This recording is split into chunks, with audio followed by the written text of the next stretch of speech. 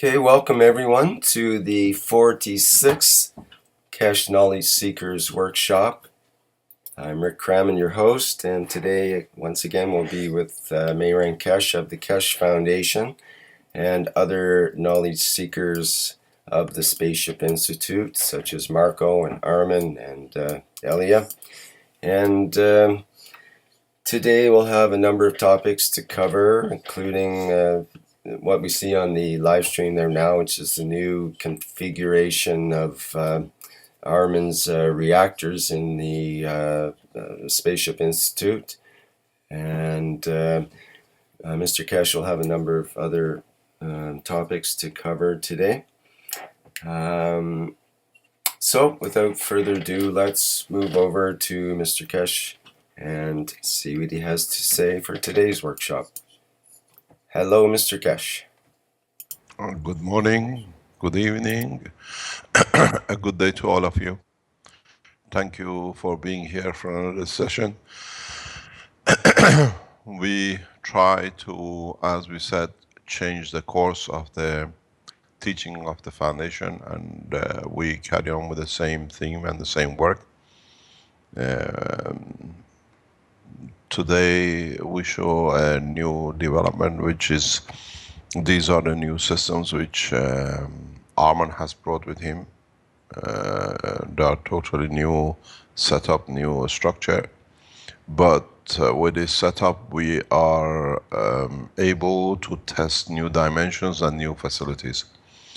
What this means is, if you look at the picture, you see small, very thin, small motors, and then you see a black motor in the background.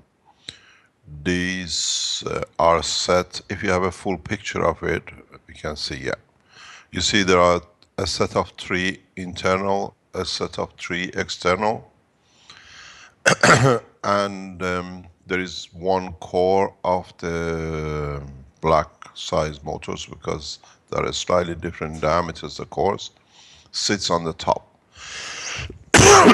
So what we are testing and we're going to testing is double core 7 combination system. This means that the 3 internal ones will create 1 core, and hopefully the 3 outside one will create another core, 2 plasmas superimposed internally. To our calculation and assumptions, when we put the top core on, the principal core on the top, then the inner core will be as spherical as possible, the outer core will be flat on the top, because of the dimensions and the field forces within the parameters of the structure. Someone's got the microphone on in the background. Then what this should give us, if you go back to a couple of sessions before, we explain about the creation of light by interaction of plasma. What we try to achieve is that the inner core circle, what we call the core number 1, in the center, it will have fields which are going inwards, will become and behaves very much like a principal core. The core created by the bigger ones outside will enforce itself on it, and the interaction of the 2 plasmas will create a condition to create new dimensions in the work. This will allow us to be able to test very much plasmatic conditions that we see in the universe, or what you see at the upper atmosphere of the Earth and the magnetic field of the Sun. If we get it right and if everything goes correct, we should see a ball of light in the middle. If we push the parameters further, we should be able to see a condition that the field forces of the outer will force the inner, and what we get, it'll be expansion of the plasma beyond the boundary of the plate. While we were talking, teaching during the Spanish lesson, when we came and Armand got expired, he disappeared from the room and he was in the lab. And when we went down, we found he stuck the blue plate, as you see, on the outer side. This blue plate is nano-coated GaNs material on the top, nano-coat material internally, black. It's the normal caustic condition which we developed.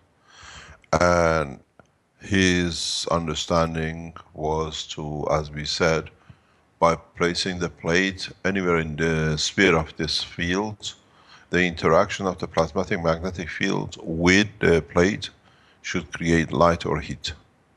And that's why you see this plate here. We think this will be in the latter part of the process, because what we're discussing with Marco this morning is that we have seen enough operation of open reactors. This set, the white plate, today goes inside what we call caged system, very much like a what do you call it, flying object. We have it, it's already been purchased before holidays. Now we have the opportunity to place it inside it. So after today, I think the only visual contact we will have internally with this will be through a peeping hole. We have to make a hole on the structure, that even though we have the facility and we test things in, we have a view inside the system. We done peeping holes, what we call windows, on all the nuclear reactors in the past, so it's not something we haven't done before. If you go back to the beginning of last year's tests, all the reactors we built in Iran have that facility, that we could see the operation and interaction of the plasma internally. This situation gives us two new dimensions. First of all, the environment inside of the, what I call the containment, will be lined with copper sheets. And then the copper sheets will be nano-coated through the steam process. Then we place it on top of the plate. Or we put the plate on the base of the system. In this process, we achieve three new dimensions. One is that all the fields become monoplasmatic magnetic fields. What does this mean? Because we have coated the copper sheets and the internal structure of the containment, as all of you know, copper reaches to a level of absorbing certain amount of gravitational magnetic fields, the nano layers which are created on it. So we put a bandwidth on the fields which can penetrate or reflect. So everything will reflect back into the system. So we create the enclosed circuit field, plasmatic field. It literally becomes like the Earth. It'll feed itself. So we will see new dimensions in the structure and the work. Secondly, by containing it, the field forces in a free plasma will show characteristics which has not been seen.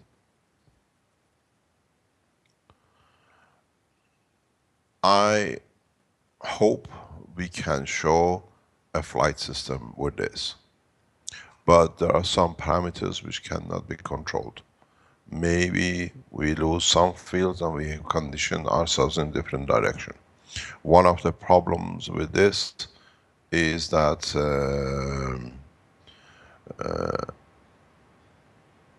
the structure will absorb and create new conditions for the fields which are introduced and the current introduced by the power supply.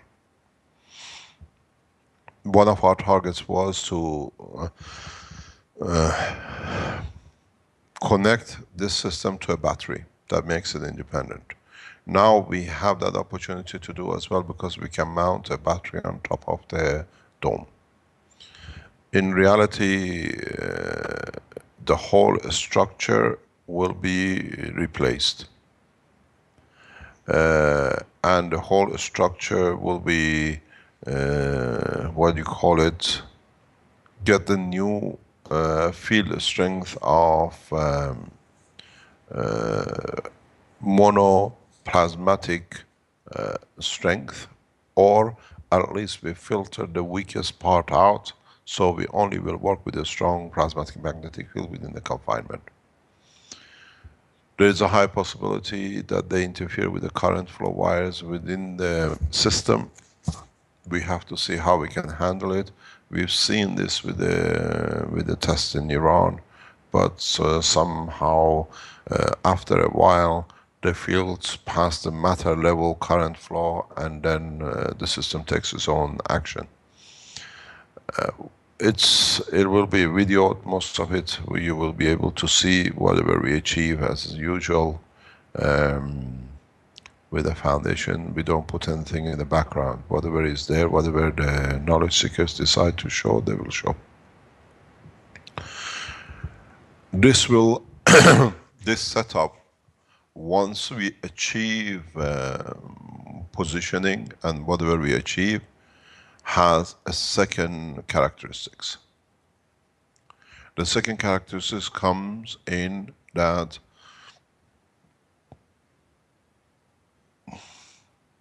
we have two options. We can keep the black motor circuit in position and move the small cores, the inner core set, which is the smaller cores, out in the background, in the boundary of the disk. This new system with a stronger in the middle, with a weaker coming out. And if you look at the structure of all these attachments, these cores can be rotated 360 degrees and can be brought in an angle back and forth. So what this can do for us is, if we keep the larger cores in the position or bring them a bit more forward, and then move the smaller cores, which is at the moment in the center ring, outwards, then by what we put inside each core, we can start dictating the production of material. What it means, the plasma, free plasma inside will stay, and the cores, the smaller cores which come to the boundary, which can be twisted backwards to go literally to the edge of the, as you see, the slots on the plate. By how and what field strength we create in these small cores, we dictate what materials we are going to collect in that zone. So for the first time, we have the opportunity to test for matter production through plasmatic conversion. This is a very highly technical point. It needs a little bit of more understanding from the knowledge seekers. What it means what is created by the plasmatic magnetic field of the center core, which is the free core we've seen before we went to 129 Tesla.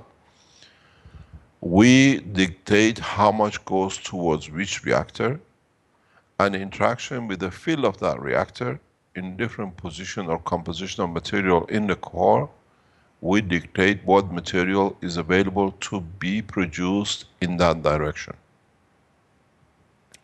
In a way, the center core, free core, which is being maintained by the 3 black cores internally, becomes the sun.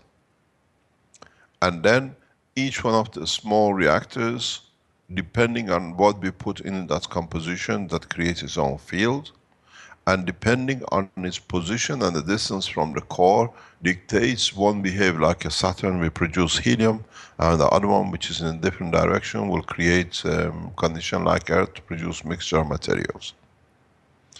This has not been done before. It's a breakthrough in the knowledge, and then we can expand the knowledge. The reality with this condition is, with putting this contained condition under control, then we start playing the real space technology. Up to now, whatever you've seen has been developments of the systems to get us to this point. Most probably will bring new GaNs materials. We have to produce new, much stronger GaNs materials. Depends on our cooperation with 2-3 governments.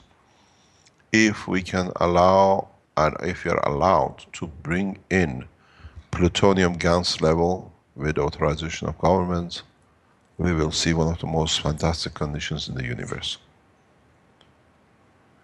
With this technology, from now on, the way it sits, we dictate the destiny of the material we produce.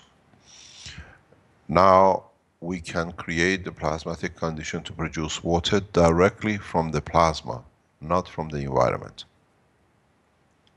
To do that, it's very simple. I teach you how to do it, but we have to come to it. So in a space we produce water from the plasma, free plasma. We don't need to rely, because now we have the sun. We decide what we want from it. This is a huge step in the science. And as I said, we are given gifts, and now we receive the gift. And this is one of the beautiful things which is sitting with the whole structure. And once we show this, what we promise as a world peace will be enforced. Because to set such a system for anyone costs less than maybe $100. Then you decide how you want to use the system, as you call it, the plasmatic condition oasis. We spoke about the oasis cup and the system in the Spanish group session this week. If you want to understand it in more detail, go back onto the Spanish session. In the second half of the talk, it was explained in more detail. We spoke before this talk with Vince and Rick, but we said we're just going to put a small note to it. I think you have to go and listen to the Spanish session, number 7, in the second part, or from the beginning, either way you like, that you understand what is going to happen here. In the cup we spoke in the Spanish session is between the magnetic fields and of a plasma in the plasmatic condition and matter. Energy and the information condition which created. Now for the first time with this set, we speak and we start working in a real space condition. Means that from now on, man has the destiny and the capacity to produce materials exactly the way he decides. If you look at the picture of the sets of the which is on the plate, with the 3 reactors or 4 reactors which are sitting as a set, and the 3 additional reactor. If you go back to the pictures of the work of the knowledge seekers in June, July last year, you have seen the same setup with 3 reactors around, with 1 master reactor, we call it principal reactor, and 3 other reactors in a vertical position around the center. Now this time we brought everything together. This time we can dictate plasma from plasma without interaction of matter. This is the first time you see a full universal system in conversion of matter, energy and plasmatic field into matter. This will bring into play the change of the status for man. In its simplicity, it shows man independency from the earth. It shows a full structure in how man can travel in space without depending on any more on anything on this planet. This is the change of course, and we said we enforce peace through technology. And now this is the first basic system to show how it's done, and now we try to find a way that we can allow you to be able to see the operation of this. If we don't see the light internally, if we don't see the lift, it means we have to change our parameters. We have to bring new system and technology to further increase the system. If we can show back on the plate, please, Rick. There is important point to show. Okay, yes, okay. If you go back on a full view from the top, if you stop it somewhere there, yeah, where we can see it as a full set. Yeah, okay. Now you got to realize something. If you can go further in, yeah. You see what I explained to you with the 3 small reactors to come out to the boundary to create different materials and conditions. The same reactors, because we don't need continuously to produce materials. These 3 reactors, in the time of flight, are moved to the boundary of the disk in a vertical condition. What this means is that by increasing the fields in any of the 3, we dictate the direction of the motion and the shielding on the direction of the motion. If you take, for example, the small reactor which is facing you, between the 2 front ones, which is closest to you in the picture, when you move this to the edge on a vertical condition, and you increase or add its power to the center core, you increase the shielding in the direction of the motion. When you are in a hovering position, by removing all 3 in the same position to the same strength, you dictate hovering condition full shield capacity. This is the point when you see a bright light in the sky as a sphere shape, as an oval shape. Then the other parameter which will dictate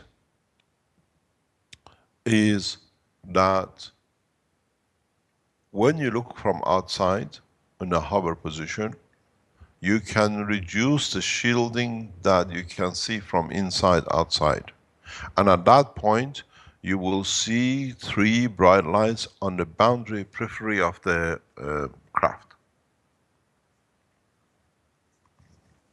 These additional cores have a multi-purpose, and they have to be used according to what the need and the demand is at the time. For a rapid extraction, you put the whole 3 small reactors to the boundary at a high power. You create a second shield. Your first 3 reactors, the black one, create a shield, let's say about 10 centimeter, 20 centimeter away from the craft. By putting the other 3 in the outer boundary and increasing their fields, you create a second shield, let's say about 2 to 3 meters away. So penetration is impossible, and at the same time, if you increase one of the powers of the three further on, you create a directional motion with the full facilities. This is what we call the escape route or rapid departure. These now we have the facility to show. With what Arman has brought on the table with the new reactors, the space technology in true sense has opened up. We do not interact with matter. We create matter out of the plasma of the ganses which you produced into, we convert the energy plasmatic magnetic field of the gans of the matters into a free plasma, and through it we create a new condition to convert it back to what we need. So in a way your free plasma in the center of the set becomes the sun, which itself was created from the matter. And then you decide how much of this piece of cake you want. You want a small piece, you call it hydrogen. You want a bigger piece, you call it gold. So the destiny of man in space, this set in its simplicity breaks through for mankind the detachment from the planet. That's how simple it's been. But we had to teach, and now we are exactly a year from the establishment of the teaching. You can see how far we come.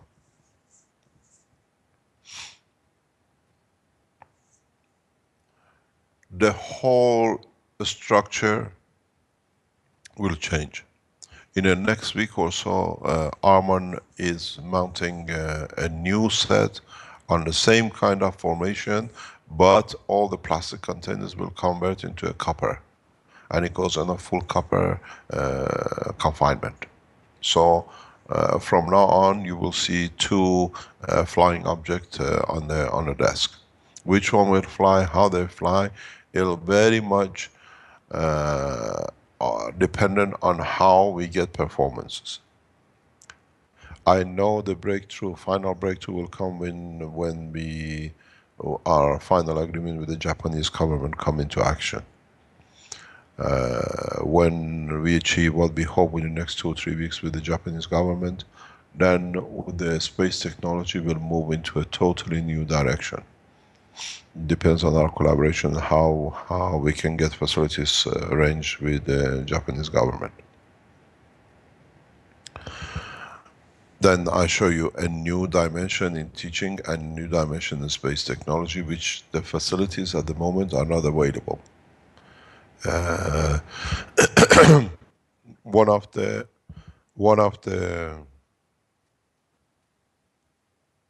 systems which we can achieve to do this is what we promised to our American colleagues and friends who are here, and to our Iranian national security people.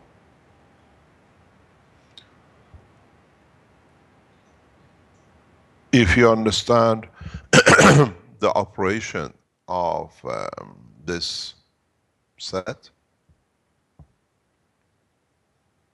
you can move the 3 cores into the center, and the 3 cores in the boundary create the consciousness and the physicality of the matter. This is exactly what we call the peace reactor.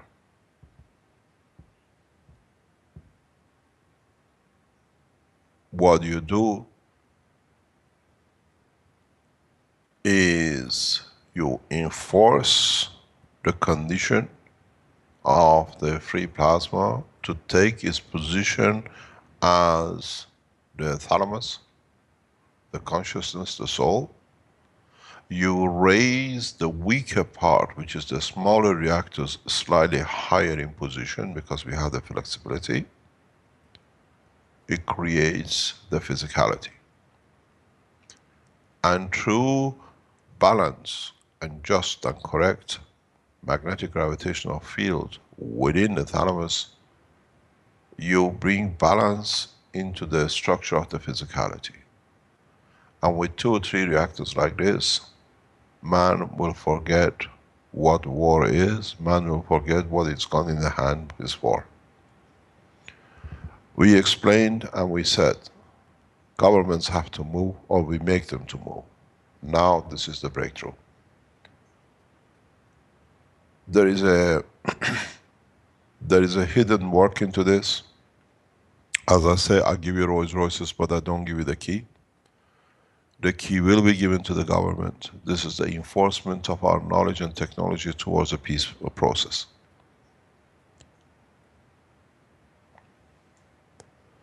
This will force governments to come to an agreement, and we will show it. We will show it that people even in Italy will not even remember what is fighting. What I call the craziness of Italian drivers, which we see here and we enjoy, will be part of the past. Then we show the power of this technology in reality. As I said, we'll enforce peace, and this is the table of peace on the screen.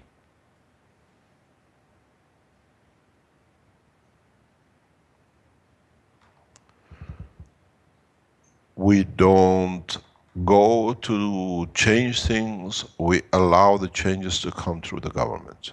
Now all of you know, if you are a true peace lovers, and the meaning of the work was to achieve peace,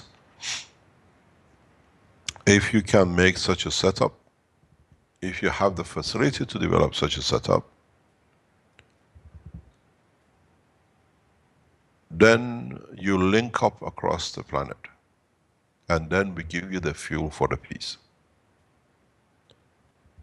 The peace comes out of balance, out of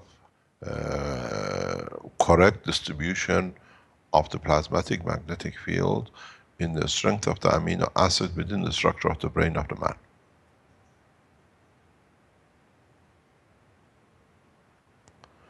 And to do that, everything is on this table. And if the governments want to know what is the fuel, the blood of man is already in the gas state in any of these reactors, will dictate and enforce peace.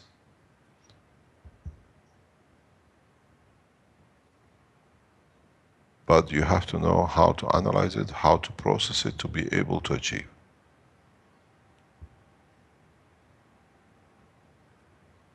And strange enough, a lot of you run the system.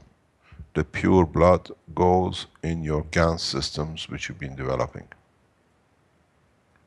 We have explained again and again how the amino acid in conjunction with iron gives a pure blood in line with amino acid. Connect the physicality to the emotional part, blood with the copper. Then, because everything is in balance, the man on the wish of one command will forget what war is, because he finds peace and balance in his emotional part, which will enforce the physical part.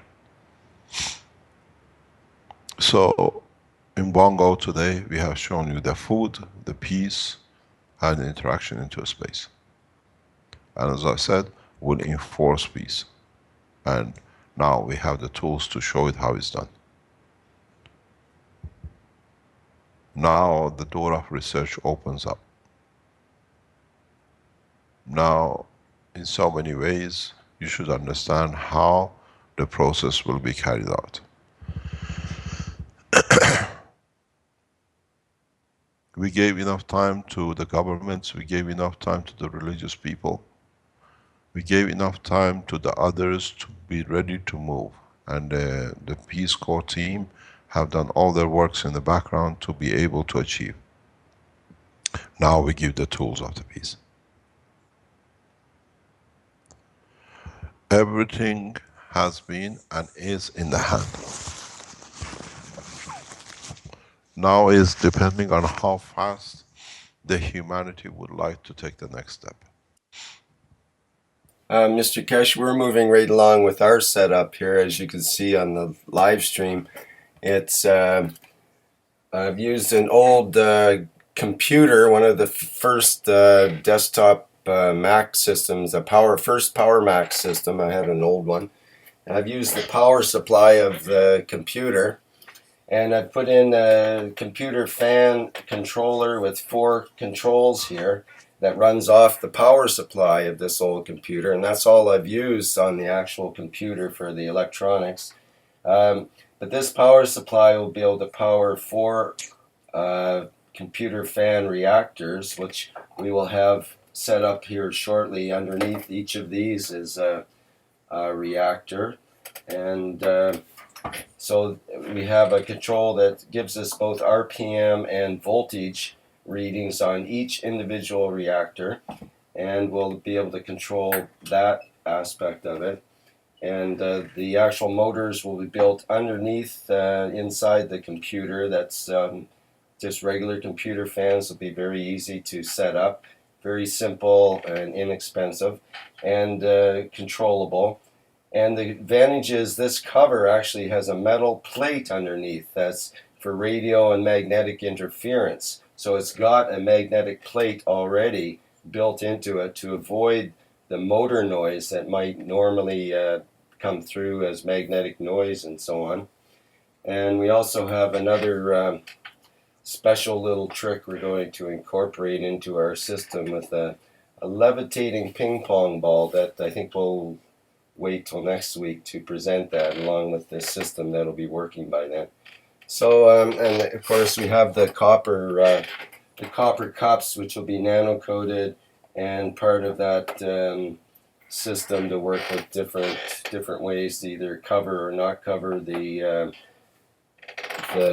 spheres, which can be we'll have GANs able to put in and out of these spheres with a particular way we have of setting up to be able to do that.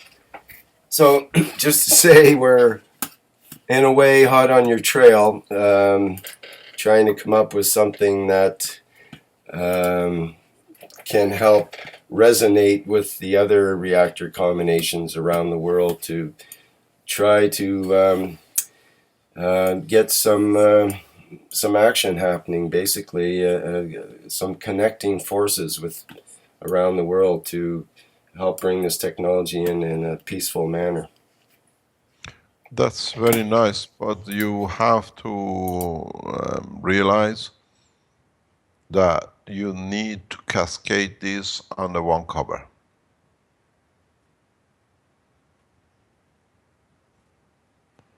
You have, instead of having 4 separate cores, bring the cores under one cover, that the external magnetic fields of the environment do not interfere.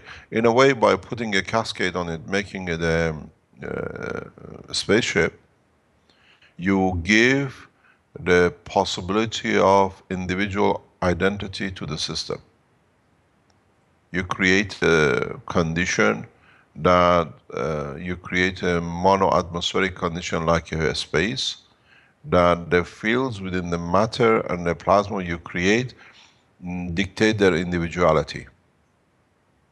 The way you have the 4 cups on the ping pong balls is very nice, but now you have the environment magnetic field which will interfere once the fields are outside the copper containers. If you can make a dome which allows the fields to what do you call it, plasmatic field strength, then you will see the next step up. This goes back again to what we said. We start with showing how to produce the GANs. Then we put the GANs in different conditions. We run the gas and the GAN system together. And then we start running motors. And now we start bringing everything together in a different way. A bit bigger, a bit bigger. It's got to cover all 4 of them. It's a very nice bird on the top. But you got... Okay, well, you have to bring the 4 together, and by nano, let me explain as usual. Let's add to the knowledge. is it still By going? nano coating the environment around the 4 reactors, you literally create upper atmosphere condition barrier limitation for the fields, for the environment to be able to sustain life. And to sustain life or sustain fields, you have to create a confinement. With putting a confinement on it, you create the initial boundary, and then the reactors should do the rest in creating the monoplasmatic free plasma in the center.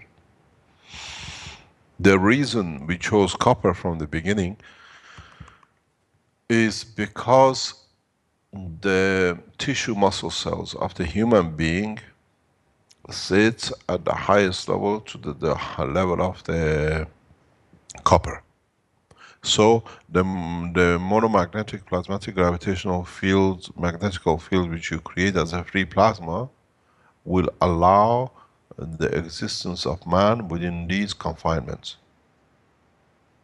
If you put another creature in the cover, under the cover of this reactor, they will 100% will die. You got to understand how we brought you to this, and I explained this in a couple of past workshops. CO2 comes from the air, copper oxide comes from the land. Look at the structure of your amino acid. We put the maximum with the minimum.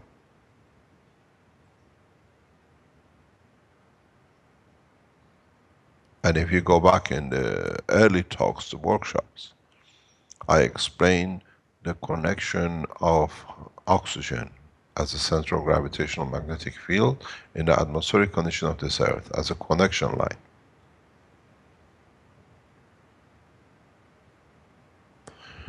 Now you understand why this system, once it flies, yes, that's exactly how you're gonna make it. It's irrelevant what material you put on the dome, inside that dome. It's important that underneath the dome, and the dome is monomagnetically, like a nano layer, is coated, that is conditioned to the condition of the earth.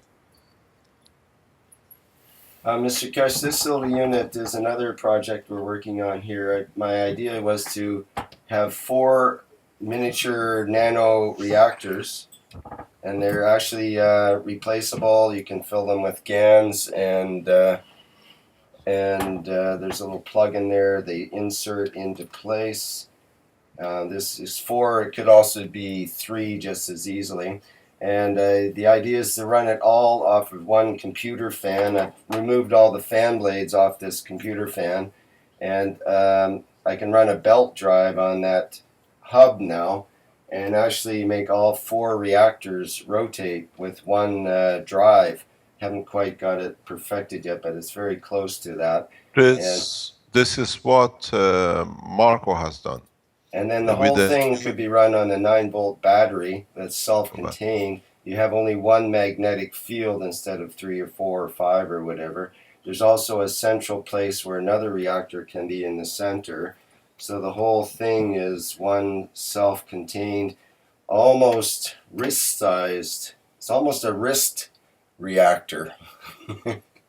That would be the idea, is to micro-size them into a wrist reactor. Why not have a protective field that could be actually built into a wrist watch type structure? There are a couple of things I see, a couple of things I have to say while you're, I see your watch. We see the fingers, very nice watch. There are a couple of things I have to explain. First of all, in the new setup which Marco is setting, the small reactor cores are powered separately.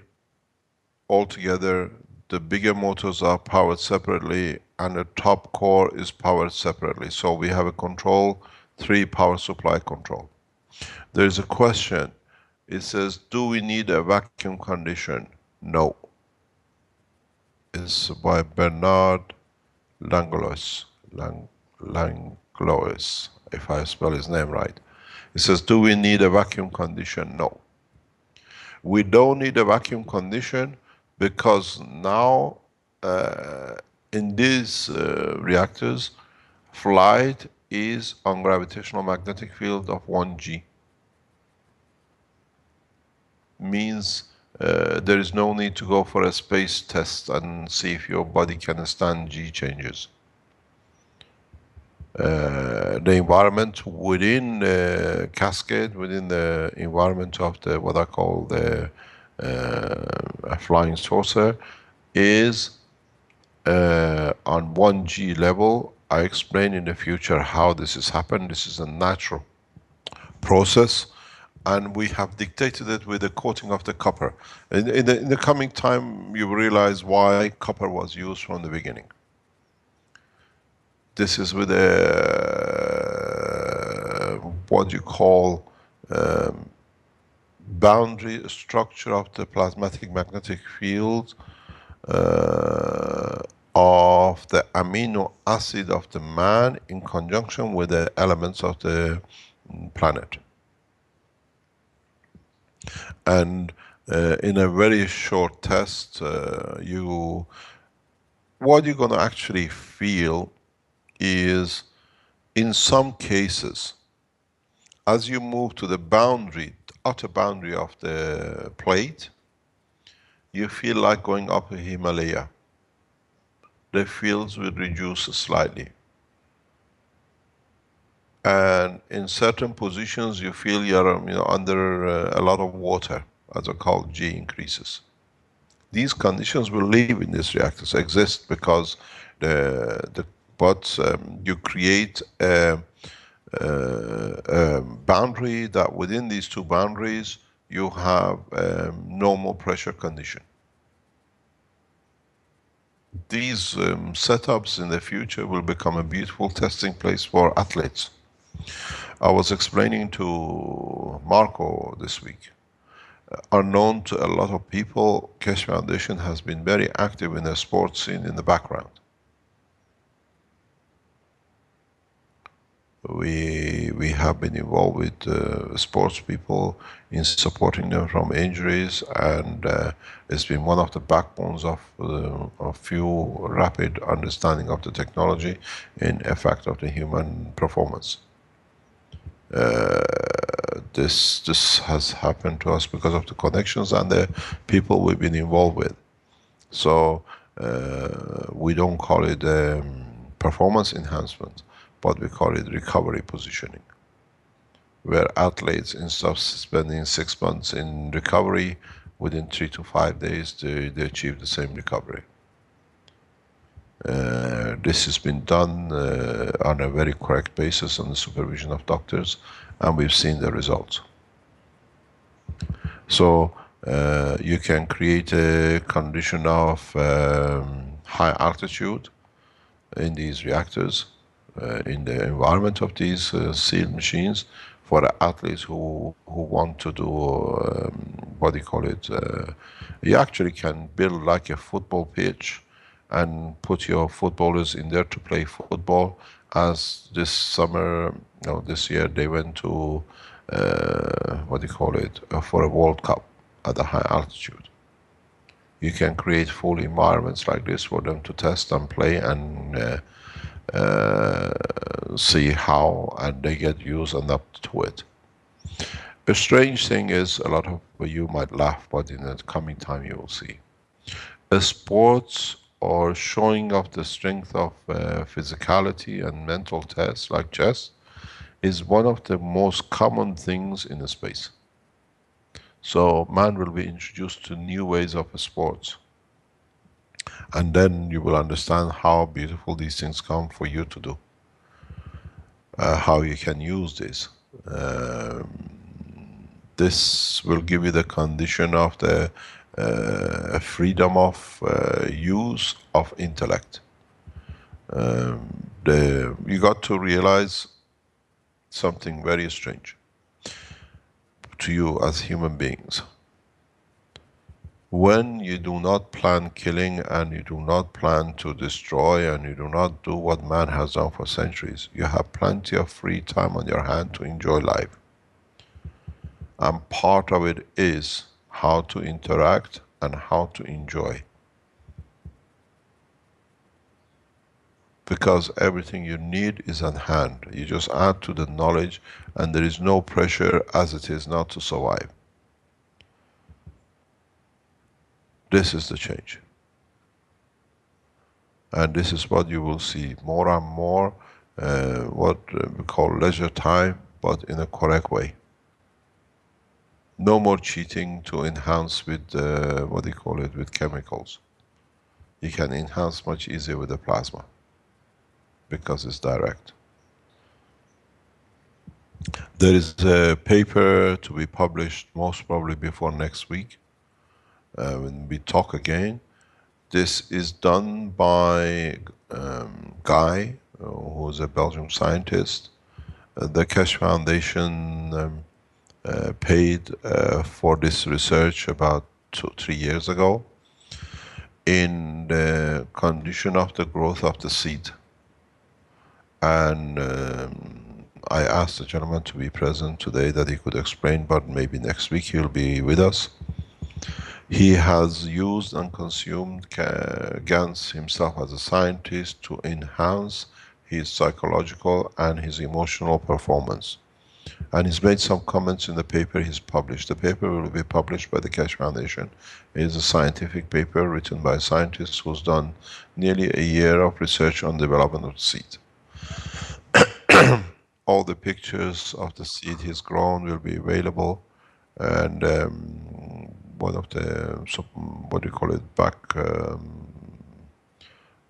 of our research came through these developments in certain directions. And what do you call it, the Keshe Foundation team in the background has already worked on the paper. It should be ready to be released this week on the shop section of the foundation. This gives a lot of insight in a very simple way. Independent research done. This scientist has worked and has been working as, or in collaboration with a scientist at Leuven University. He's an educated, highly educated scientist in psychology of the animals and the behavior of their food. And he will explain this to you. Foundation has done a lot of research in the background with different scientists over years. And this paper is now, it's the right time for it to be released, and it's been done. And then the scientist who's done the research will explain to you how it's done, and he will be part of, he is part of the Keshe Foundation Agriculture. So you will understand more the effect of the food as a GANs in the space, in the behavior of the man. You lot are very quick to make things, huh? I can see the animation. You see the sphere with the core in the middle. Do you see it? You know, Marco, do you see this? No, renew your live stream. Yes, Mr. Keshe, this is a, yeah, this is a animation based on what was said in the 7th Spanish workshop. Ah, yeah, okay. Now if you, this is what it is, but if you put a cup on it, you got a base and you put, that's a cap on the top.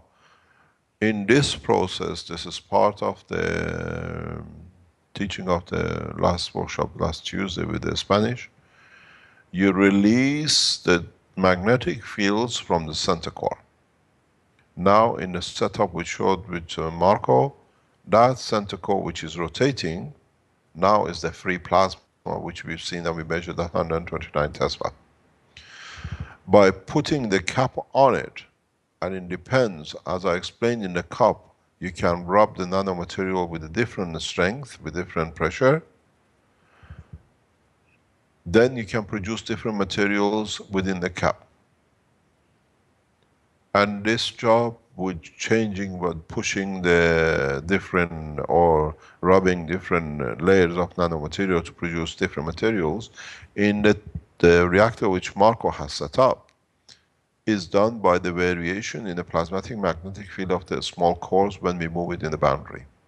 So there is no difference. This is a static condition, that is a dynamic three-dimensional with a plasmatic. This is the structure of the cup. As you look at it, you have, if you turn this upside down, then you keep an opening to it. The fields which come through the bottom up is literally the cup upside down.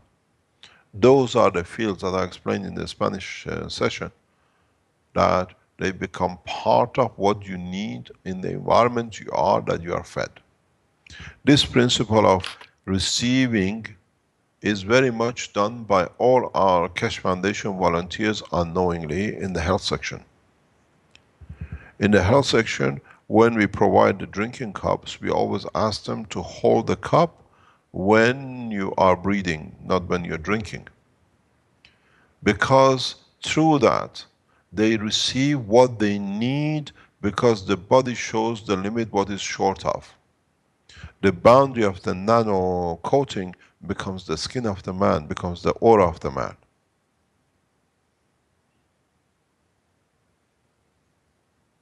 The cups which we have provided for the health is one of the most sophisticated, simplest technologies man could ever lay a hand on. Here, with a dome, you provide a condition nano-coated. There in the reactors which you've seen with Marco said, that is a free plasma condition, but conditioned by the plasma of the reactors. In our health system, the nano coating is the skin of the man. The nano coating is your skin, because the what you call aura coming from the body shows the weaknesses and what is needed. And what is needed is dictated in the air which you breathe from the cup. It stays in the memory of the cup when you drink the water. So you tell the cup what you're short of, and the cup gives you what you need. Now maybe you understand part of the mystery of the health system.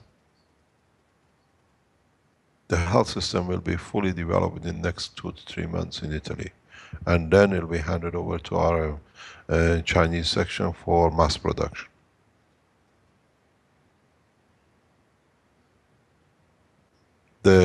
I have seen in the background in past few weeks a lot of direct collaboration. Even yesterday in the plasma section, I've seen that Sohail has opened a lab in China to public, that people can see what they've done, what they're developing.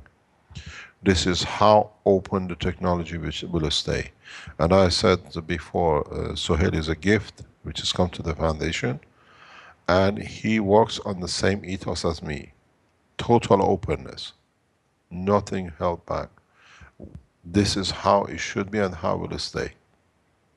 You have seen for the first time the new CO2 kit in the on the link, and you see the new health pad, which is going to be released by the end of this month by the, what do you call it, the Keshe Foundation group in China.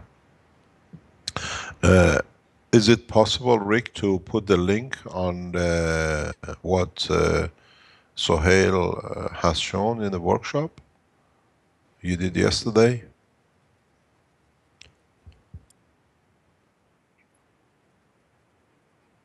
Elia has it. When you show, he shows the CO2 kit and the new health pad. If you can put it on the live stream. Yes.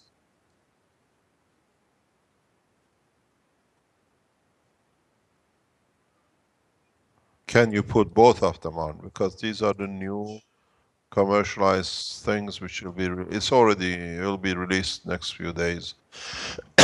That you can purchase through the Keshe Foundation once we get a clearance from Sohail that is ready to do it. There is going to be a small There's a small batch made for the beginning, which we will cover, and then there will be a delay of 3 to 4 weeks because of the Chinese New Year on the mass orders. So they have foreseen this. In fact, what they have to do is they know what they are doing. You see the new CO2 kit and the new, what I call the paint pad. There are other things which is getting developed in the background, and I see different people around the Keshe Foundation around the world are in touch with Sohail, and they give their ideas of what they think they want or what they need to be done, and this will be followed as much as can be done. Uh,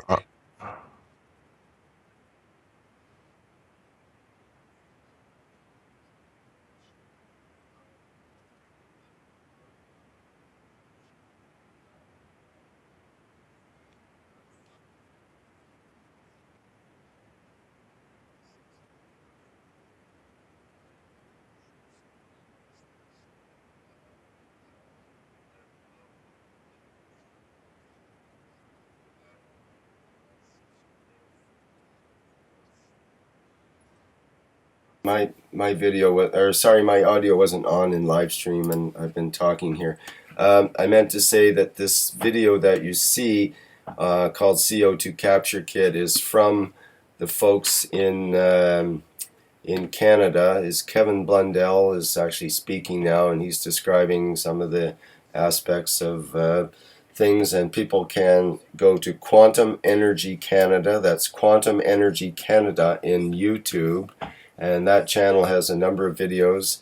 It's called MagGrav Canada now, and they've changed their name recently, and they'll be distributing CO2 kits and energy kits and various products that come up in the next while from the Keshe Foundation. And it's interesting, they're also taking distributors. If people want to become a distributor and get into that side of the action, they can get a hold of Kevin Blundell from this site, and from his videos there's various links to get a hold of him and see if you can fit into the network somehow. I think he has over 70 distributors ready to go with all these kits, and I believe they'll be available in early February.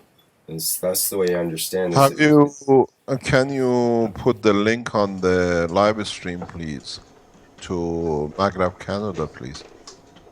Right, okay. Just a second here. And I think somewhere when you do the live stream, the 2 links at the bottom, or we have to put these 2 links on the forum of the foundation. Right, That, yeah. and that. They're But just kind of getting organized, so we have to give them a bit of a break, but they have a new site, I believe. Let me see. Can we look at the video of your workshop yesterday with Sohail in showing the new, what do you call it? Sure, just a second here. There's this is the MagGrav Canada website, and Sandor has already posted it. Can you show the video? okay, yeah. Sandor has posted it. On the live stream. Oh, okay.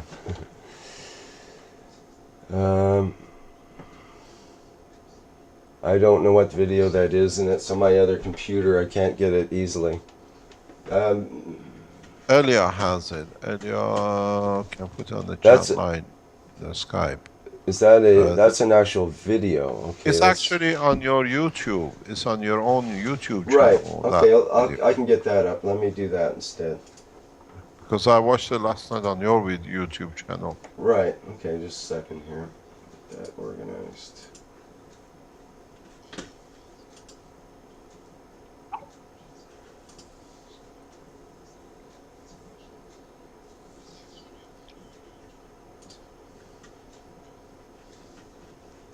And how long does it take? 20 minutes? About an hour. Okay, let's get the.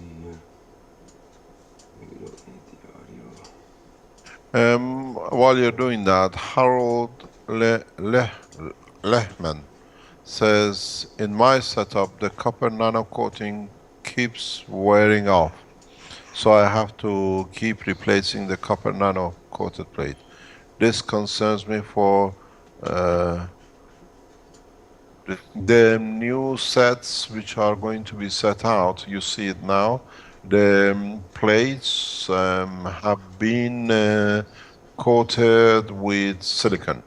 That this process does not happen because it's not a chemical reaction, it's a magnetic gravitational field reaction. This was, I think, one of the solutions. Can you put a voice on the video? Sure. This is This is Sohail from China. 0.15. It's about 10. May I ask you a stupid question? Yeah, please. If you Why want, you go don't fast bend the forward to top show corner or the end back products, and then he shows and get the rid of pad. this holder? Go forward, yeah, to show the end products because people can see the rest. This is the new kit, CO2 kit coming from Keshe Foundation, China, and the pads should be should be silicon coated for not losing the what do you call it, the coating. If you go fast forward somewhere on the table, we see the end product. Because there he is explaining.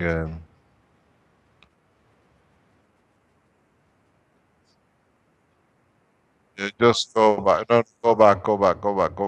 You've gone to the end. There, should let it run there. Just, yeah, 8 minutes or something. This is the final CO2. What do you call it? Let it run. This is the new. This is the new CO2 kit capture, which is being distributed by the Keshe Foundation. It's frozen, Rick. You got to run the video.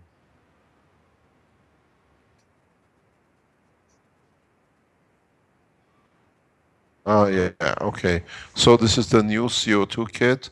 You don't need to touch anything. The holes on the top allows the air in to be captured, and you have the valve and you have the cup underneath.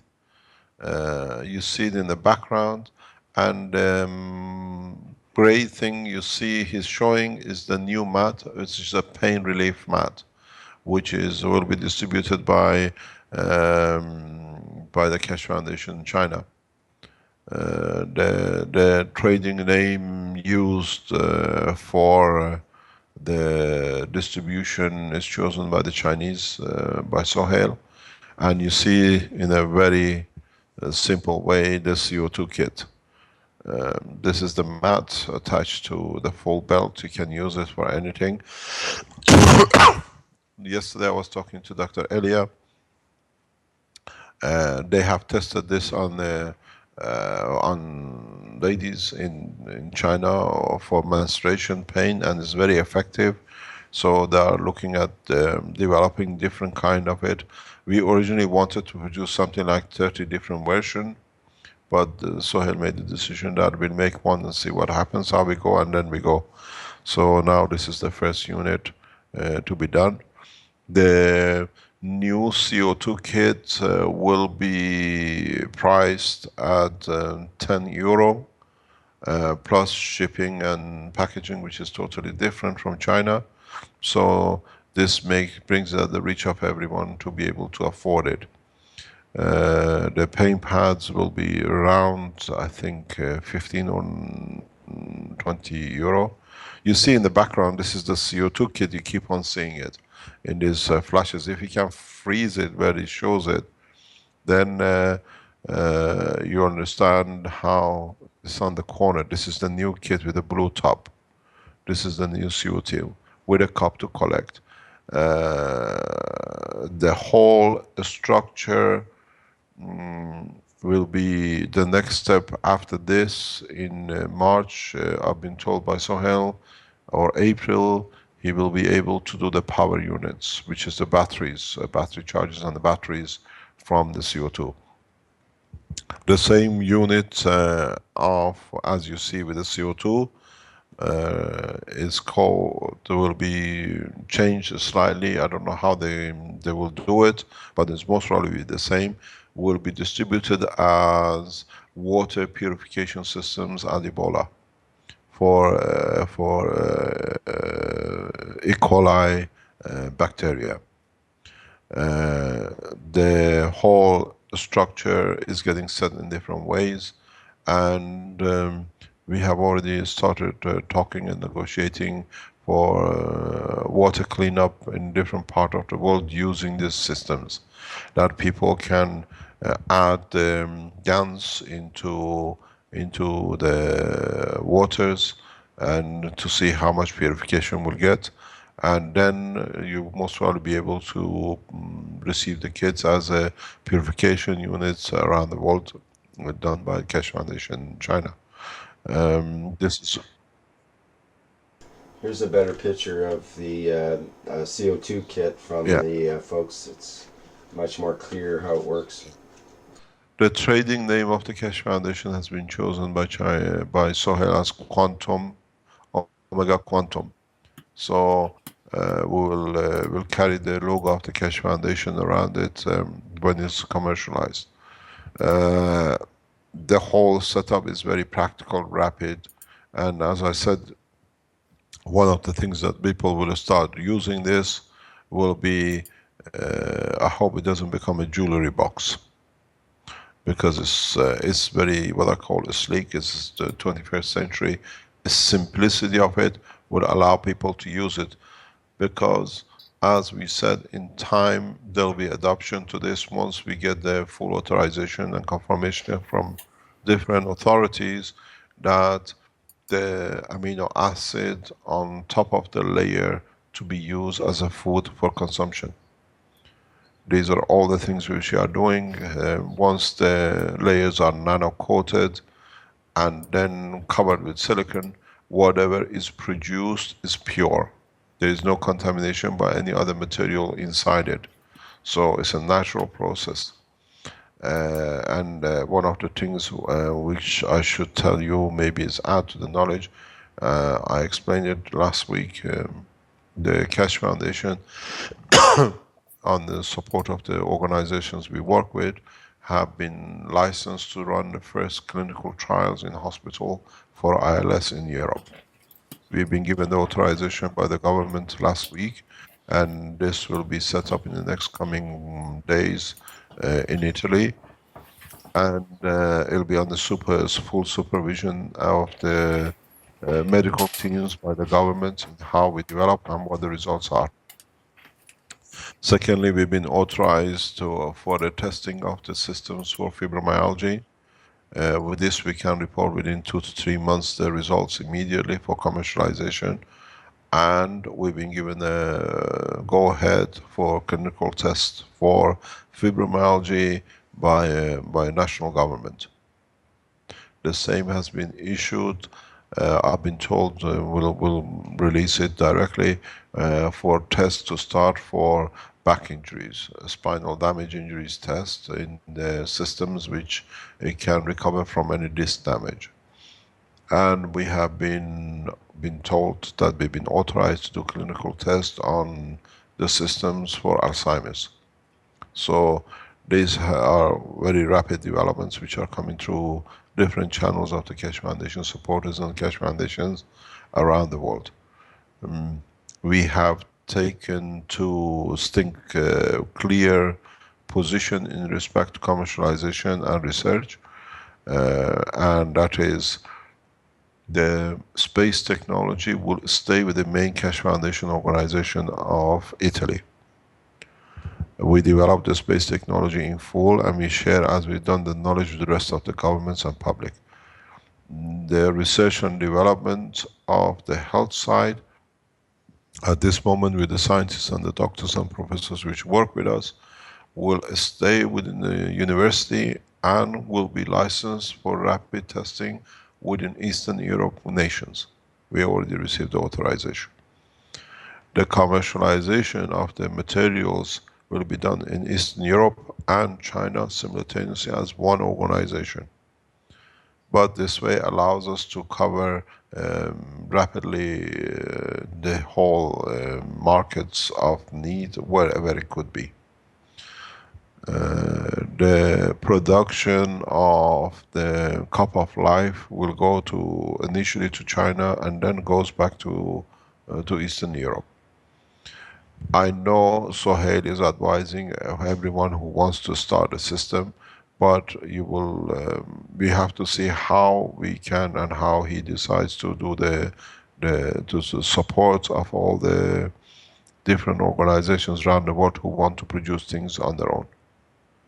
So, as I said, 2015 is a rapid change, and we see the change now with commercialization directly. The next step is, as I said, hopefully Sohail will commercialize the energy supplies as they are testing themselves. The change has come and will come very, very rapidly, and with what we have shown today in respect to the setup which Marco start testing, all what you have seen is for repairing the damages which is done on this planet in a physical matter condition. With a new system which will be shown today with Marco setting, we take this out of the dimension into a space level. So whoever is happy to work with either level, then it is comfortable for them to do, they can do so. In the coming time, I will show using Marco's system, if it works the way we expected, how you can create very much environment and conditions that you can produce all sorts of material directly from the plasma in these reactors, by showing how to extract conversion of the plasma to gravitational magnetic field of like water, that you convert the energy to mass or to matter.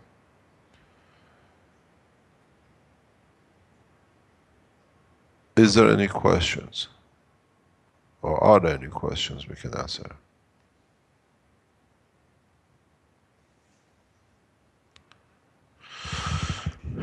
Thank you, Mr. Keshe. I know there is a couple of questions. Just wondering if there's any pertinent questions at the moment. Rick, do you have any questions? I know there is some. What we're gonna do is that all the plates are getting coated. One of my ideas has been, maybe in the next generation of these systems, that the plates sit in a separate compartment. They do not need to be in touch with, because they create the environment.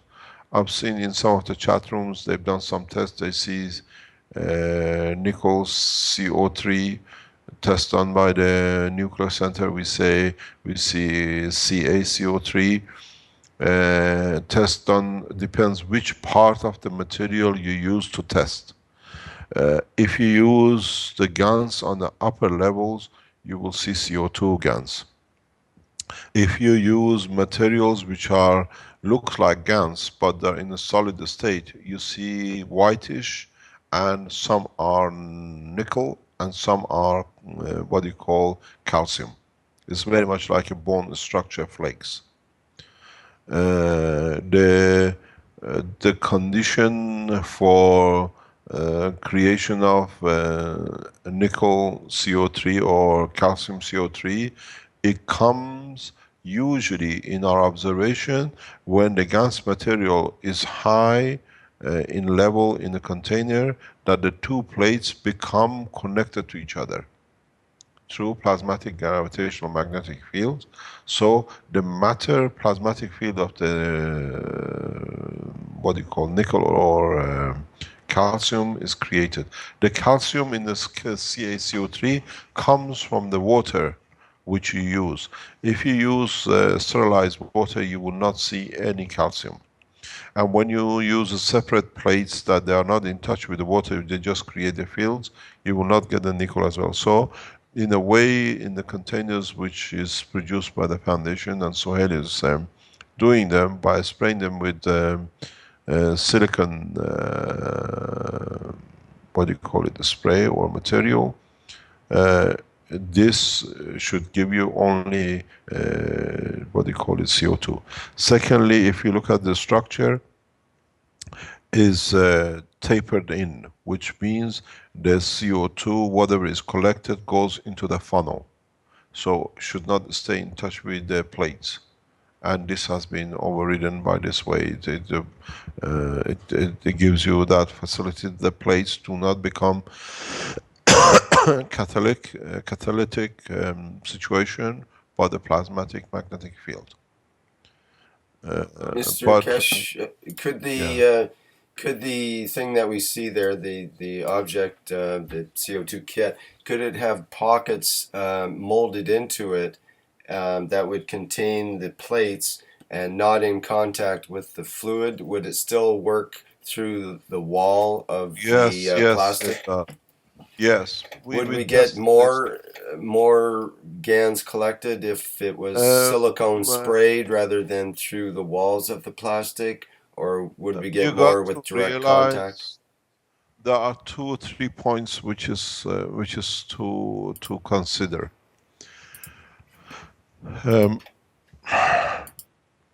The rate of the production stays near the same or slightly less. But on the other hand, the major problem comes when a large quantity of these systems are used. Because if we deplete the CO2 too rapidly, we start other problems in the environment. I'm sure very soon governments will jump on the bandwagon, putting limitation and whatever they can, trying to stop people using this. But for the first, I presume, first 10 years, we have enough to be able to support the use. The silicon coating or putting in a separate compartment will give you less CO2 in a slower, what do you call it, speed. But the plates stays intact, you don't need to do it. I asked Sohail to test this some time ago, to put it outside. And we know the results because I've done the test here myself in the labs in past 5 or 10 years. I know what the outcome is. So this all depends. This is a very big departure from the present chemical reaction. This is, you create gravitational magnetic field environment of the CO2 within and in conjunction with the salt and the water in the container. It's not just the plates. It's creating the condition. Plate on their own cannot do. When you add water and then when you add sodium to it, this gives you that condition. That the gravitational magnetic plasmatic fields of CO2 is created. That it, in being a magnet, it extracts them from the environment, very much like a leaf. And then in that process, by extracting the carbon in conjunction with the oxygen in the air, certain number of nitrogen and hydrogens which are at the level of the connection and with the loss of the oxygen to CO2 allows you to create amino acid on the top layer. This is the process of the creation of life. The CO2, the environment you create in the CO2 box creates an environment, a magnetic field strength in the plasmatic level of CO2. It does not create a CO2 at the matter level, but it creates a plasmatic gravitational magnetic field equal to the strength of CO2. In creating this condition,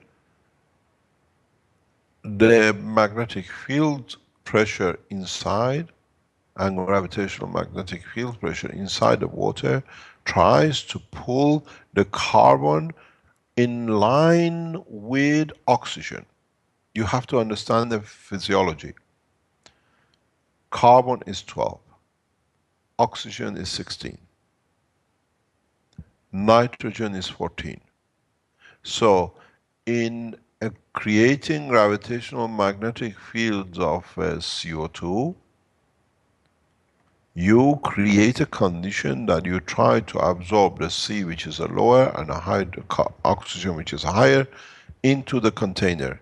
So with it, in that extraction, the nitrogen, which is 14 in between, comes with it, and in conjunction, and in coming in touch with the release of the moisture, which carries the water in the air, which releases part of the hydrogen, you create the amino acid. And then, because it's locked into the carbon which is already going through, it gets pulled, and in a way the wall is the surface of the water. And then at that point manifests itself as an amino acid. This is how life originally started on this planet. It's a pure plasmatic gravitational magnetic field interaction and not chemical reaction. So if you change the water which you use in your container with different salinity and different composition of nanomaterials, you will get different proteins and conjunction and interaction with different materials, and then you start producing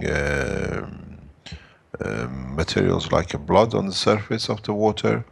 You create, but these are, don't forget, they are the original, which means they are untampered with, which means these are the essence of creation, original.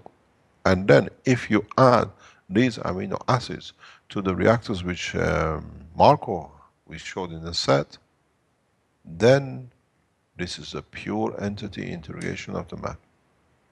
And then this is what we call a balance, because at that level, when the amino acid is connected to the physicality of the earth or to the matter state, which then accepts intelligence of replication because of the plasmatic interaction with the neighbors, starts creation of life. And that's a life at pure state of collaboration and at peace.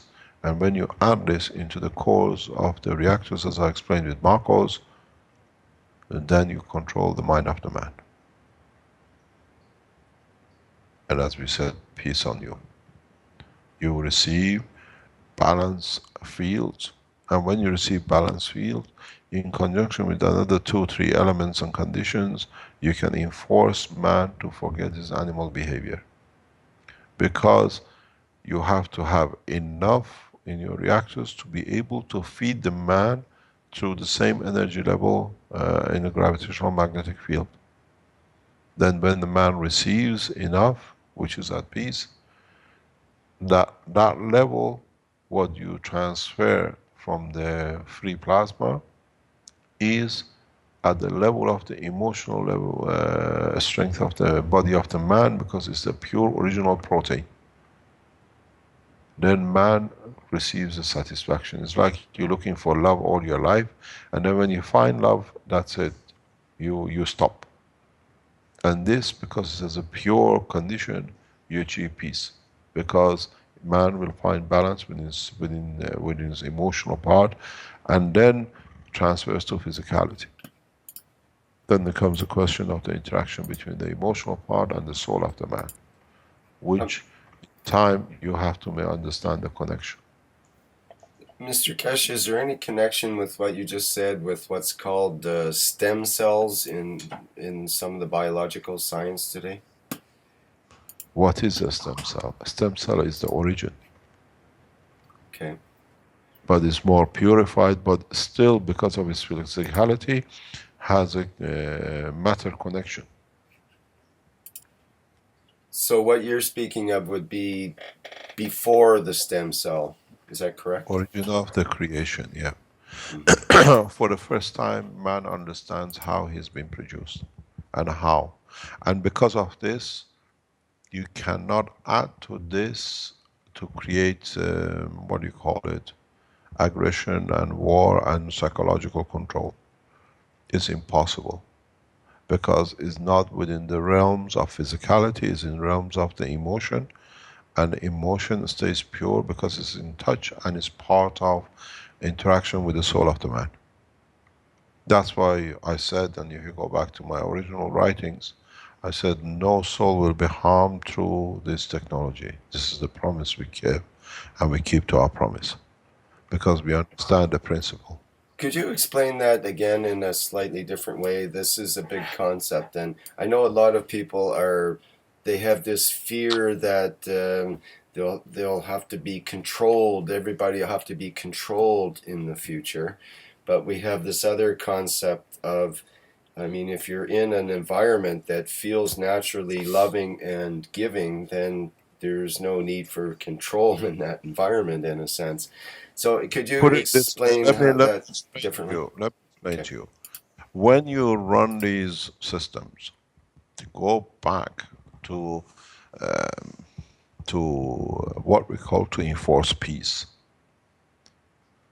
you go back to the position of natural state of receiving unconditionally without the need to give.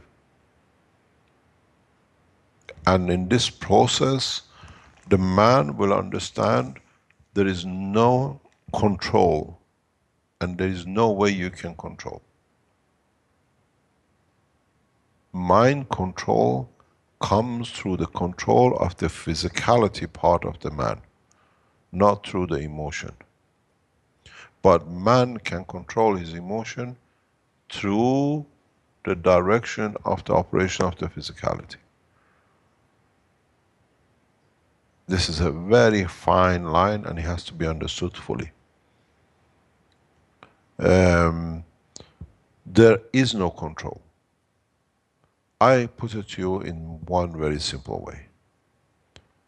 If there was such a control, because now you are connected to the emotional part and the physical part, now you understand through your system, the Creator would have done so that there would have been so much mayhem on this planet. Even though we know how to do it. This is part of the evolution, understanding the process of interaction.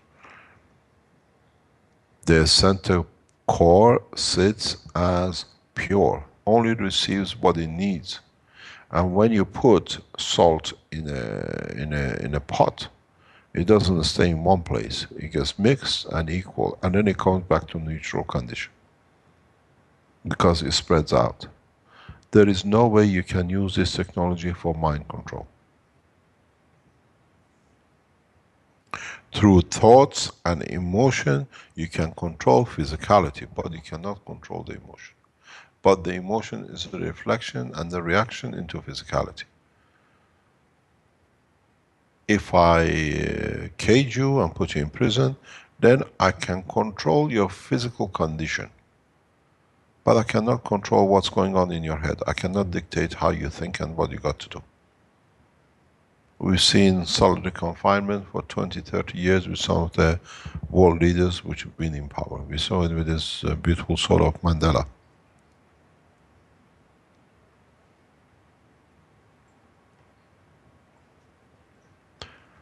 You can change the physicality, but when the soul does not allow the trigger to be shot, it will not be shot.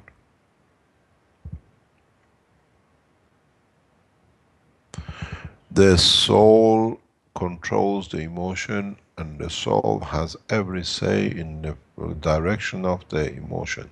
But the emotion, when it sends the direction and the information to physicality, it has a say in what physicality can do, but you have to realize that physical part of the human brain has no data control.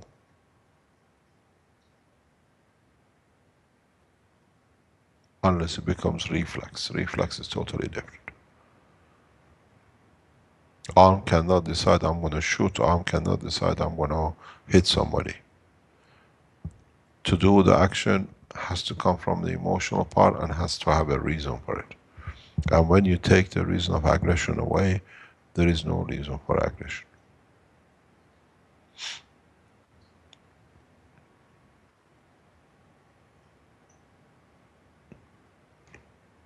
Any other question?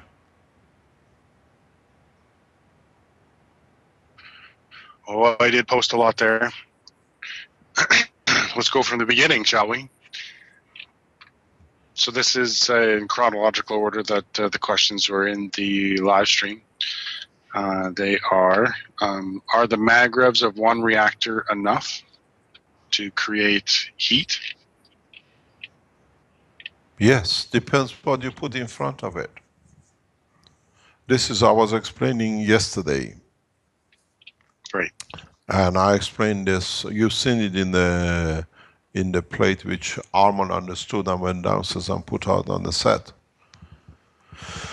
Depends where you position yourself and what you make the position of the plate, the blue plate, and what you make it of. It's very much, I was explaining, is like you're in a room, beautiful clear room, and then suddenly outside environment changes, and then you start seeing water moisture on the glass.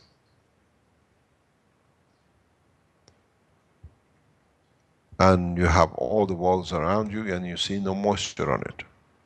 Because of the very much what I explained, how you rub the nano layers on your nano coating.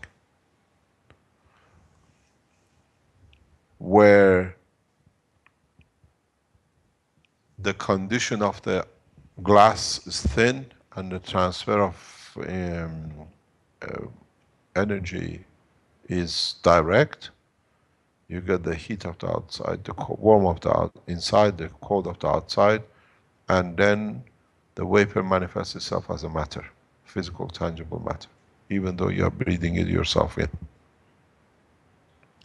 So you decide in which side and where, how you want to see. You can create your nano layers that the fields from the center core manifest itself as a heat in that given position. This is what I explained in the Spanish session.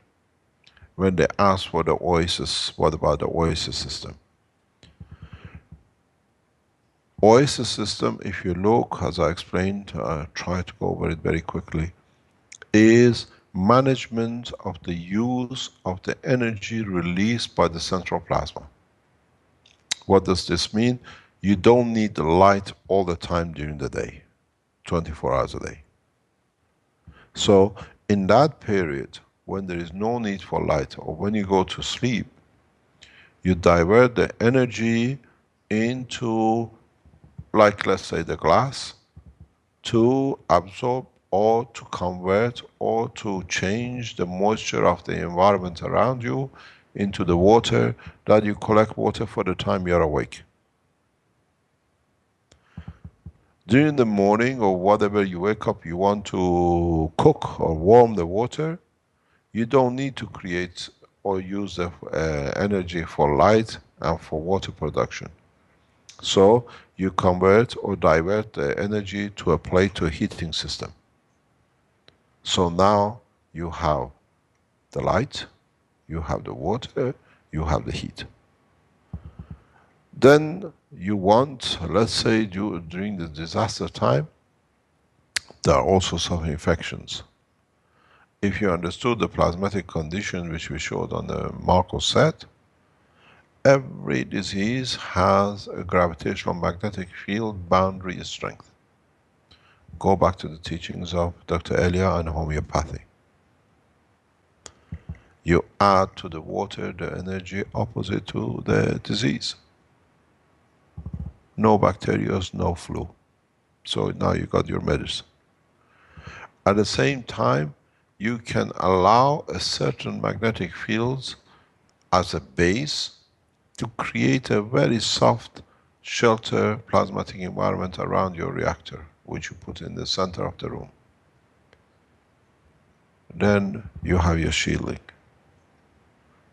Doesn't matter what a storm goes on, if you have a thin layer, the wind cannot come through, that has served the purpose. Soft enough to be able to walk through, hard enough not to allow cold and wind, which is part of the magnetic field gravitational pressure, and changes to penetrate. You have your OSS system. Total cost, less than $5.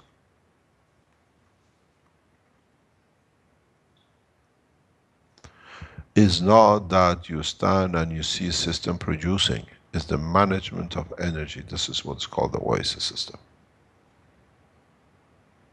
The whole problem was and has been the production of energy at no cost.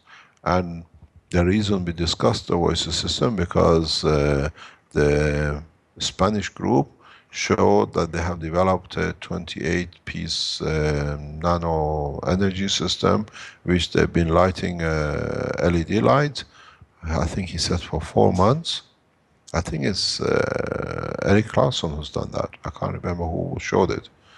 And then you, at the time when you don't need a light, they said they can charge a battery with it. Connect, instead of charging a battery, to a plate which allows you the transformation of the moisture to water in the air. This is the original OSS project which was put out by the foundation years ago. It says creating a proper place of comfort and dignity for everyone. When you have water, when you have food, and if there are no food, you can create the energetic magnetic fields of every material you need to survive within the water. This is the energy system, which is made by the Spanish group. So the problem has been to achieve energy or be able to create energy through conversion of plasma. And now what we taught over past years, we see the fruit of it. More people are understanding and adding to change of the knowledge into physical entity as the light we see today. Next question.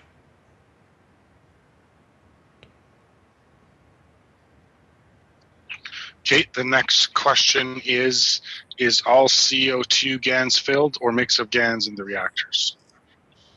Pardon? Can you repeat? Is the reactors filled with CO2 GANs or a mix of GANs? We'll try mix of gases. We have, for specific conditions, I hope, as I said, we'll come to an arrangement with the Japanese government. Now we have signed documents with them. That we have access to a specific material which is in their possession in the long run and becomes their national asset. That by filling the reactors with these new materials, we will be able to produce mono gravitational magnetic fields, which is in line with the rest of the gravitational magnetic fields in the universe. Then the speed of travel in space becomes 0 time. This needs a development. You can already do it in different way, it's been done in different way, but the purest form sits with the Japanese through the Fukushima disaster. You can produce it, but you cannot reach the purity which is with the Japanese. It can be done, it happens naturally all the time in the universe, but this is a shortcut without putting anyone in danger and at the same time solving a problem. Pardon?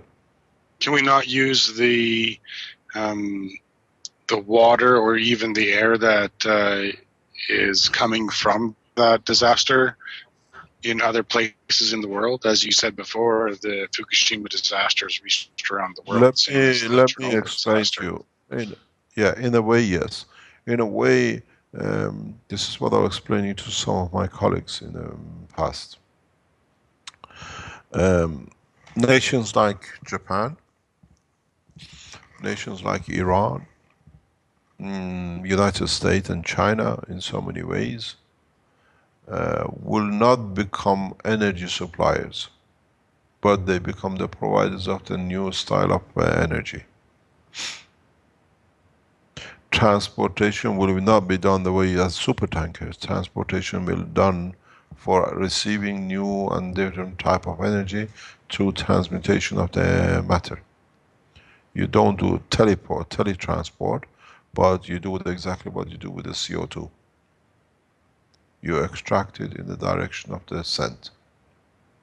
The changes are very huge. The changes are beyond dimension. Now that we have opened it up, as I explained to you before, some times ago, the foundation is involved in different directions, aspects of technology with different nations and different parameters. There is a grant given for $11 billion multi-train within Central South Africa to connect 6 or 7 nations together by railway. I explained to the people from the government who approached us if we can put a solution forward. I said it can be done on the back of the trees with a small reactor. You don't need to cut through the mountains. You just get up and land in different positions as you need. You call them a station, that people to know where to come to. The changes through this technology in underdeveloped nations will be much, much faster than developed nations. We don't have high towers and telephone cables over the roads in Africa and in South America. So the use of what we call crafts on a everyday commercial level will be much easier in Africa and South America because there are no these kind of restrictions, as the cables and the bridges will be more rapid than in the Western developed countries. And also the latest, just want to say the latest Keshe Foundation that wants to start up is in Kenya. We have one in Nigeria. There are 102 Keshe Foundation groups in different shape or form around the world. I've seen Taiwan requesting for development and submission to become official Keshe Foundation. Chinese paper has been sitting with Dr. Chu for some time, which we authorize and be granted very soon to go ahead now that Sohail and Dr. Chu can work together. It has to become one organization. That's what we said. We'll transfer the peace connection through the Keshe Foundations, not through governments or United Nations or religious organizations. All three have failed miserably.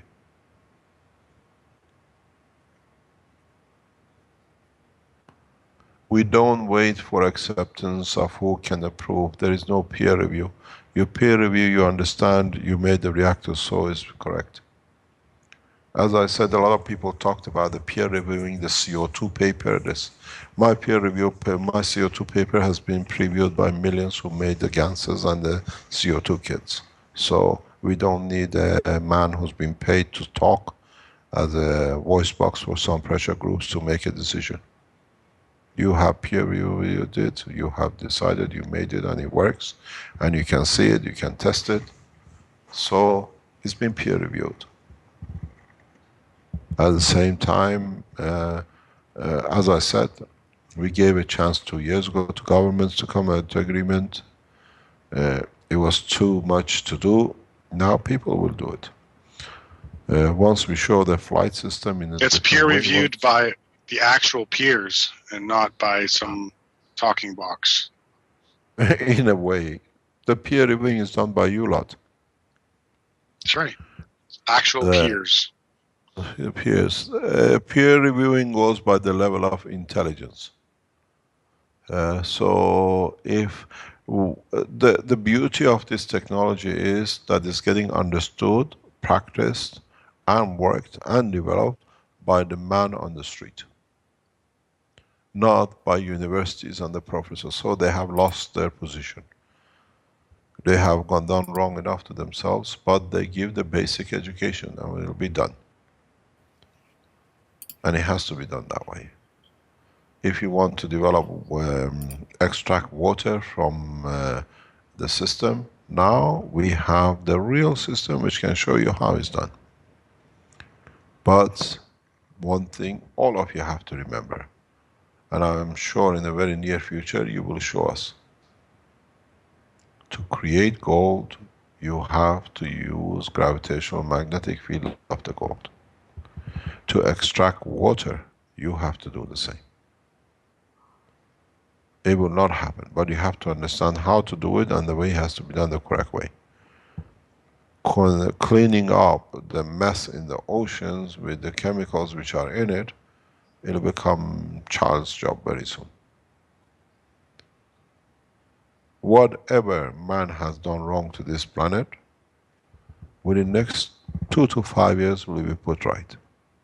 But the problem is that this damage has been so slow over time that with the habit of this planet, everything has mutated around it. Can we mutate backwards? In the paper which is going to be released on the agriculture, a guy has shown it happens to the seed. It goes back to its root. I was looking at some of the pictures to be released. You will see it. The wheat becomes like grass. So, what's his name?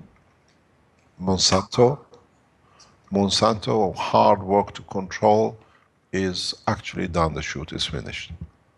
Because you all know what to do it. And secondly, my life is not in danger anymore because you all done it. It's on the picture. Chinese have done it. Now we have the press release, what they call it, paper release with it. So anyone who has a problem with Monsanto, with the control of the GM seeds, just add some cans, CO2. The duration, the time, this will be part of the first researchers with the university will release. I have sanctioned through our what we call spin-offs, the production of protein, the test on CO2 level of applications for agriculture, will receive finances for a spin-off immediately for research. Literally the first weeks we open, these will take priority in development and research by the people who understand it. And we collaborate with other universities to achieve this. Next question. I just have just one question I seen in the live stream at the moment, and I know it's on one particular person's mind in our groups, and I'm sure you've seen and heard of him before. His name starts with an L, but it's not him who's asking this question, but the question is, how do we know the gravitational magnetic fields of the materials? We are developing a system for this. I explained to Sohail in China how to measure it, if he can achieve it. Otherwise it will be done in Albania through the Keshe Foundation Albania.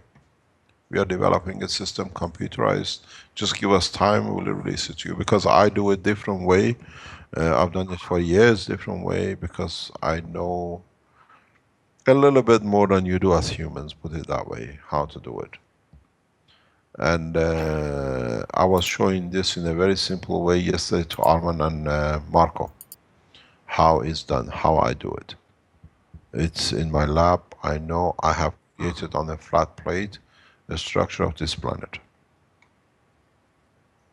So for me, it's people walking, they don't see, they don't understand.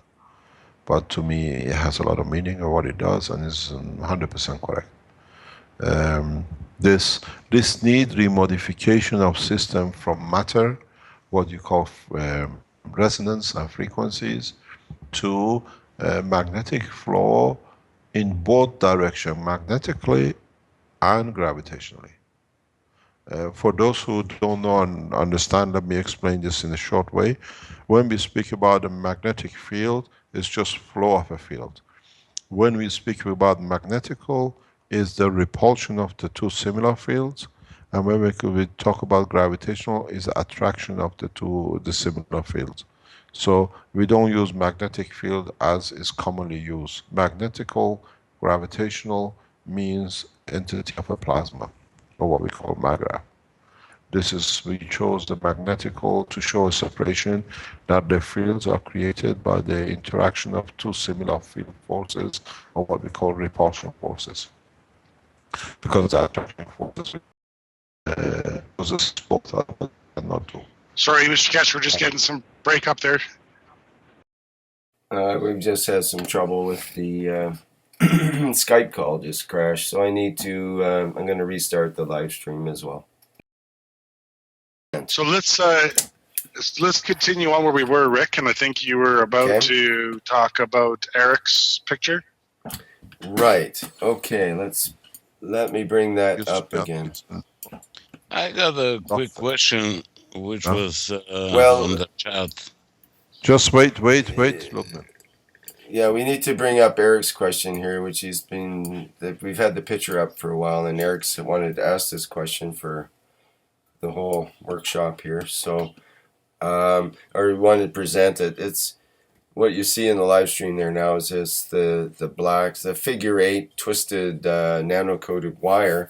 But what's special is the coating is very shiny or semi-gloss kind of coating on it, rather than the dull black that's usually seen with the nano-coated copper. So Eric was, I think he can explain perhaps a bit about that, or maybe he wanted me to say something about that. Let me see if I can find the question again here.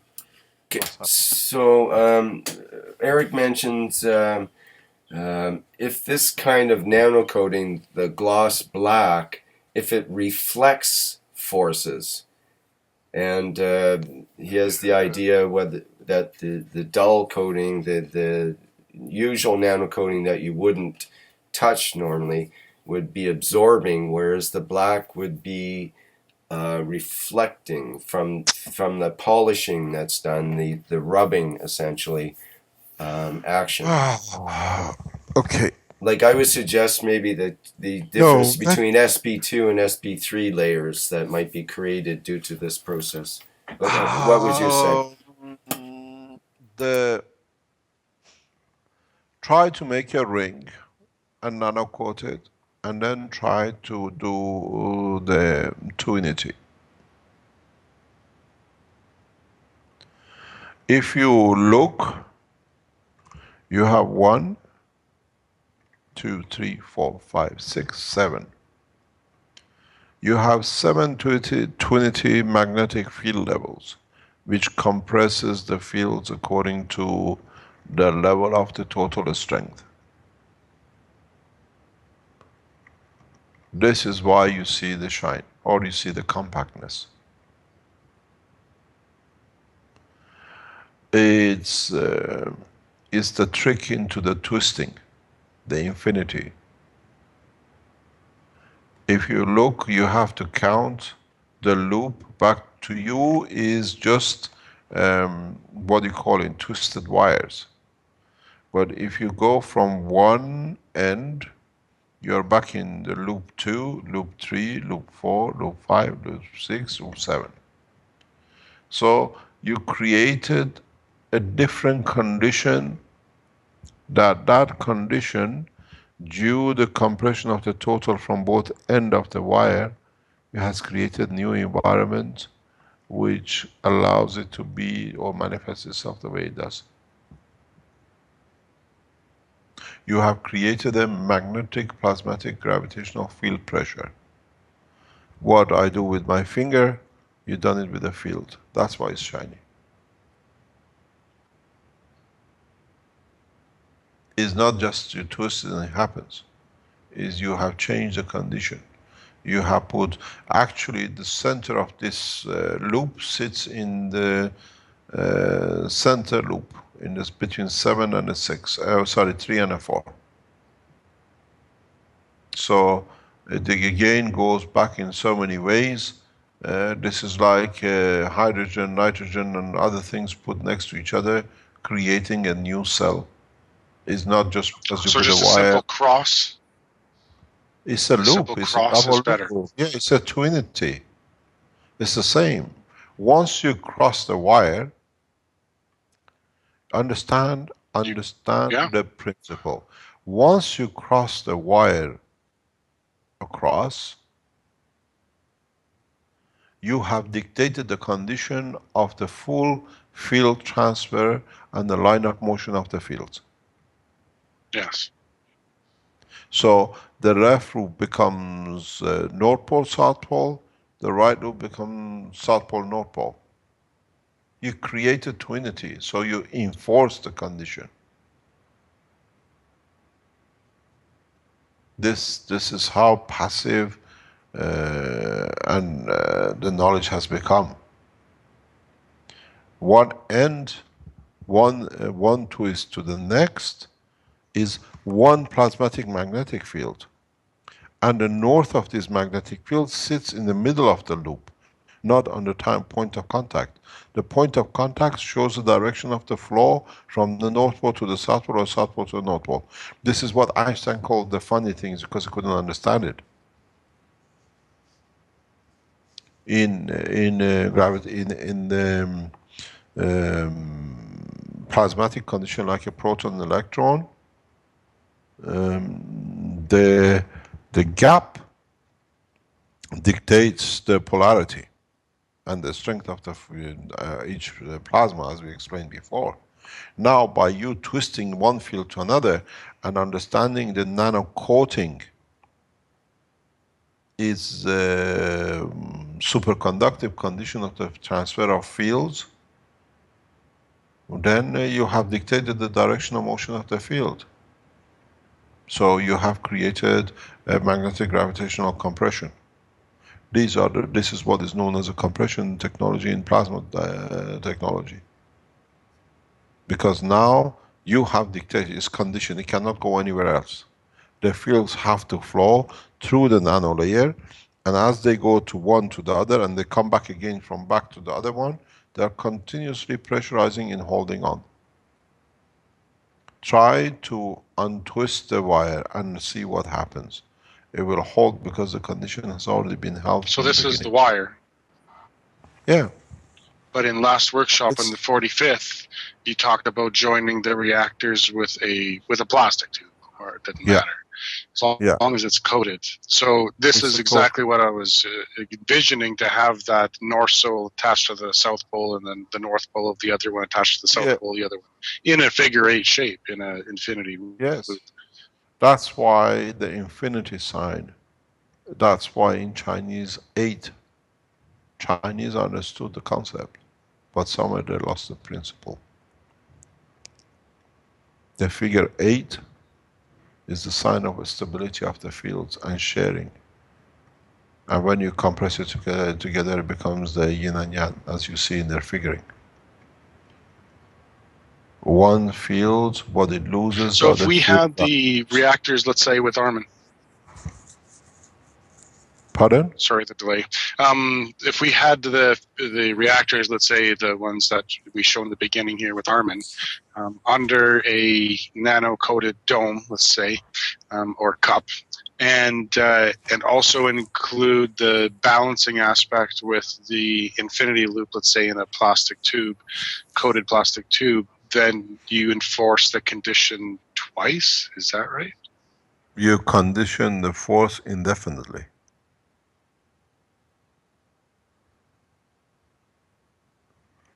So that means that if you're enforcing it indefinitely, then that means that you're not dependent on the local environment. You're dependent on the environment beyond the local environment.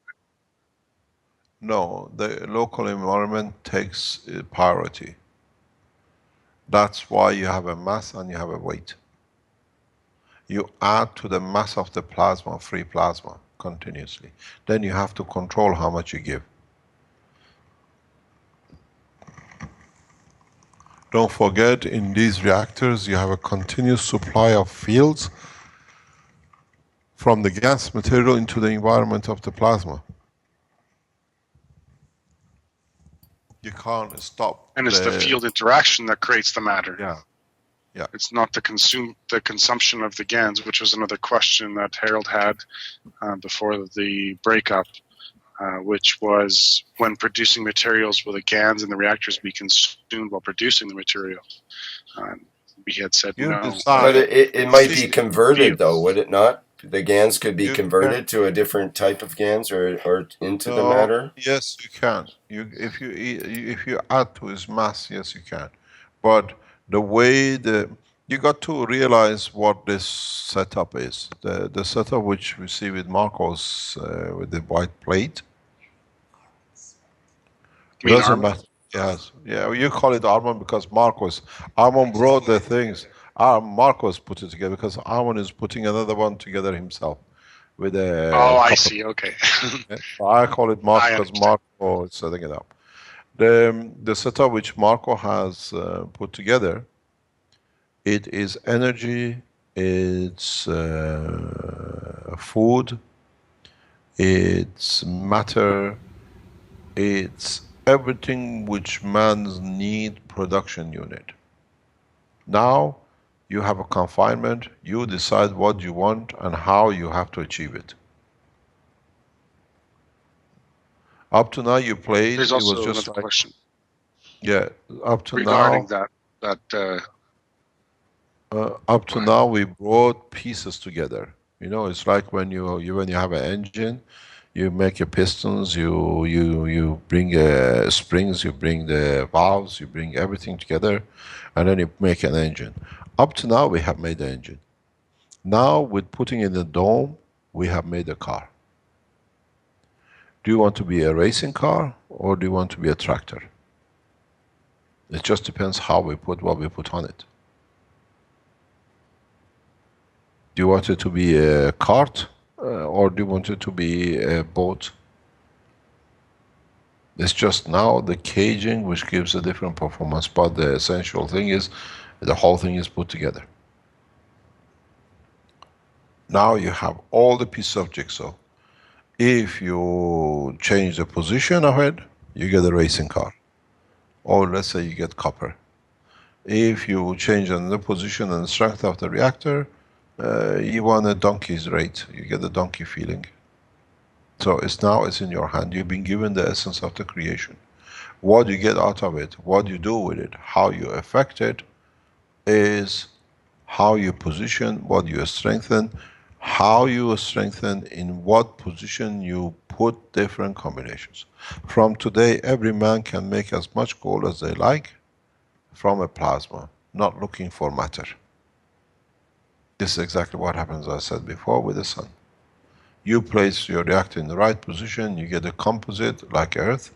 We call it a protein, so you don't need to go and get a cow. You position your reactor in a position that it gives you protein, as you've seen with the water. You move it backwards, you only want oxygen. So you get oxygen, you want aluminium. This setup, what you see, is sacrosanct and is the common denominator in all the universal system in travel in space. As I said, we give man the gift that when he goes into space is equal with others, he will not be abused. And this is a gift, if you understand it. And it's given to every man who can read, write, or understood this technology. There is no difference between Iran, Chinese, Americans, Nigerians, or Colombians. Keshe Foundation Cuba can do the same because there are people setting up the Keshe Foundation Cuba. So nobody can abuse anymore. And the beauty of it is all the resources, from now on, all the resources of the man is accessible by all men. So nobody can charge somebody too much. There is more gold in the oceans than is on the land. So you can all go and dig gold out of the sea. Because if you create the same gravitational magnetic field of the gold, which Eric Clausen has found out how to do it, he has the guns of it, then you don't need to go and risk your life and go into the mine and dig gold out. You go to you're near the ocean, you just put your system and you collect gold. Just sit there, it comes to you because you created the field of it. As I said, and I repeat again, we have opened the door and we enforce peace through making everything worth as you need it at the time you need it. You want to make palaces made of gold is important to you, build a system, go by the ocean, you can have tons of it. If you understand how to load. Mr. Keshe, you mentioned or alluded to the sphere being the shape that's sort of the plasma, that plasmoid sphere, you might say, seems to be prevalent through the universe, the spherical shape. Well, I'm just looking at yesterday. This thing came through for me. It's a artist concept through computer simulations where they use terabytes of information, all the latest information, to try to come up with the shape of a black hole. And they ended up with this very interesting shape that's very much like the reactors, I would think, and especially with the edges that where you've been registering the high magnetic spikes coming off is in that same sort of shape.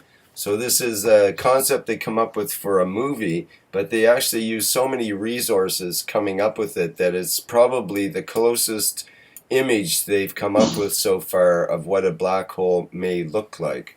Could you comment a little bit about that, or is that... This is a normal behavior of plasma. The reactors you have, the leakage comes at the equator level, because that's where is the balance and the weakest. And also, most of the so-called saucer shapes are this way, are they not? Let me explain something. This behavior, as you see that ring, look at the structure of the Saturn. All the gaseous plasmatic systems have this. This ring in the middle comes through the balance of the fields in line and in conjunction with the gravitational field internally and magnetical field externally. This is a point of the where the fields literally, if you call it, it's the best definition of it is the barrier. You know, you have a sound barrier and then you have the change. In the internal structure of the center of the core, there is a barrier, what we call plasmatic barrier. And in that barrier, what you get is distortion, and that distortion shows itself as a ring from outside. The same as if you read the paper I've written about the ring of Saturns. We see these with all the gaseous planets, because all the gaseous planets in the center initially are originally created by matter. They have a matter core, which through its gravitational magnetic field and position in the solar system has led to them to become layers of gases, and the interaction between the gravitational magnetic field of the center core and the layers leads to the creation of the ring of Saturn. This is I explained fully, and Dirk Lorenz has drawn the pictures for it. The same thing happens because the gaseous planets in essence are very similar to the plasma, with the difference that in the plasma you have principal matter, which is a compact energy fields, and in the gaseous planets you have the same compactness but as a matter state, because the planetary system starts with the mass of material coming back from the boundaries of the solar system, getting attracted back to the center, reach a point which they attract gases of the same strength. They create literally what you see in your CO2 box. In CO2 box, you create gravitational magnetic field of the CO2 and you extract CO2 from environment. At a certain position, the gravitational magnetic field of the mass of the entity, what we call like a small planet like Pluto, reaches gravitational magnetic field of helium hydrogen first, and then helium. And then because it has that gravitational magnetic field, they start extracting hydrogen, balanced plasmatic magnetic field, convert them into the Ganser state around them. And then they start building layers and layers. And as they come forward to the center, like the position of Earth, the monomaterial, due to the gravitational field of this Earth and the gravitational field, magnetic field of the Sun and gravitational magnetism of, let's say, Jupiter and Saturn, they start absorbing monomaterials. And then you get a construction of the solid state of the planets. And then they become from gas into matter. Same conversion as I said to you, take your system by the sea and put gold in it and you absorb all the gold. And that's why we see monomaterials on the surface, on the boundaries of the planet, on the solar system. And then as it comes forward, it becomes composite and we see a structure of the materials, and then we see conversion of the matter in the plasmatic environment of the gans of the planet. So then composite. Might we see something like we see on the live stream now, a central light you mentioned that might form? Would that perhaps look like that structure? Is that possible? The light, the central light is the interaction of is what we call a plasmatic barrier inside the center. Because you reach a point that the fields coming from the North Pole to be absorbed to the South Pole reach imbalance in the field with the gravitational magnetic field in the central plasma. So it's hollow by the look, but it's in fact highly dense. And that's the interaction of the fields at that equator level. This is one of the characteristics of the gaseous, because gas is very similar in behavior as a plasma, but in the matter state. So we see the same rings in the ring of Saturn, the same position as we see with the plasma. This I have explained in what do you call it, book number 4. And Dirk Laurensens have drawn the pictures for it 4 or 5 years ago, but we haven't had a chance to publish the paper and the book. So if you can create that in the lab in atmospheric conditions, that would be quite a breakthrough. No, you already have it. I mean, to see it as a light in the center, you know, the manifest. 129 plasmatic Tesla you detected or we saw comes from that ring. Right. So the light action would be a way of training that or directing that so it interacts with the other field. It's visualizing it. The light just visualizes it. Right. Because you got to realize in the lab, the detector was... the detector, totally by coincidence, was set in the direction as the other 2 sets of reactors which are behind it. So those reactors' gravitational magnetic field show the direction of the flow where they want the plasma to be emptied. And by total accident, the detector was placed there in that direction of flow. So as the field discharged to the other reactors, very much like the loop as we saw with Eric, the detector was on the way and detected it. You cannot produce 129 on its own and it'll go in that way. It'll be spread equal. But because we had 2 reinforcing star formation behind it, they dictated direction of flow. Very much like Eric, the way he twisted wire, he dictated it.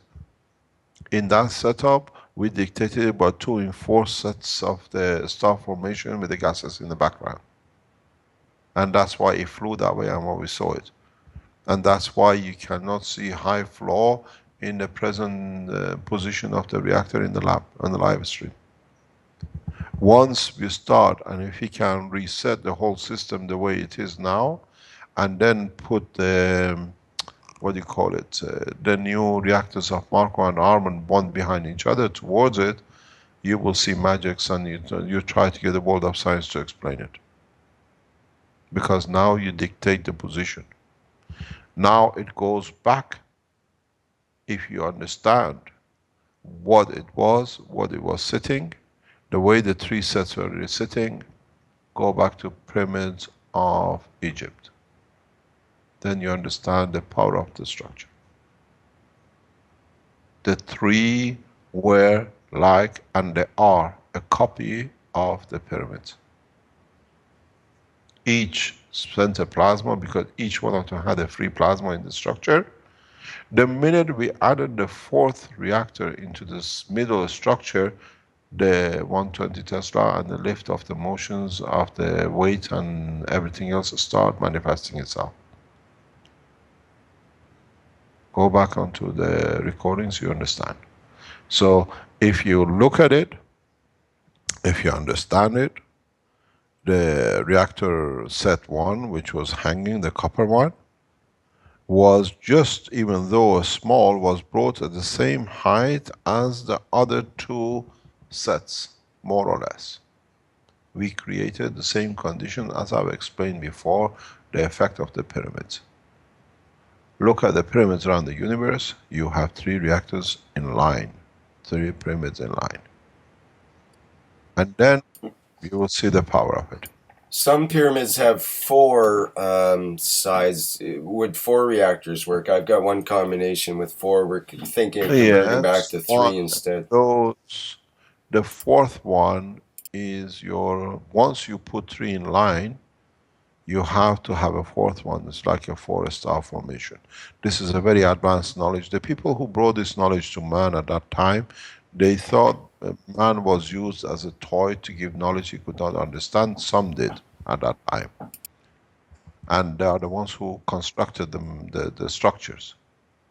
When you put 3 reactors together and a fourth one, as you see the free plasma, if you have a knowledge how to line the 4, or you put 1 off at the end of between the third and a free space, you dictate the direction of the flow to the creator.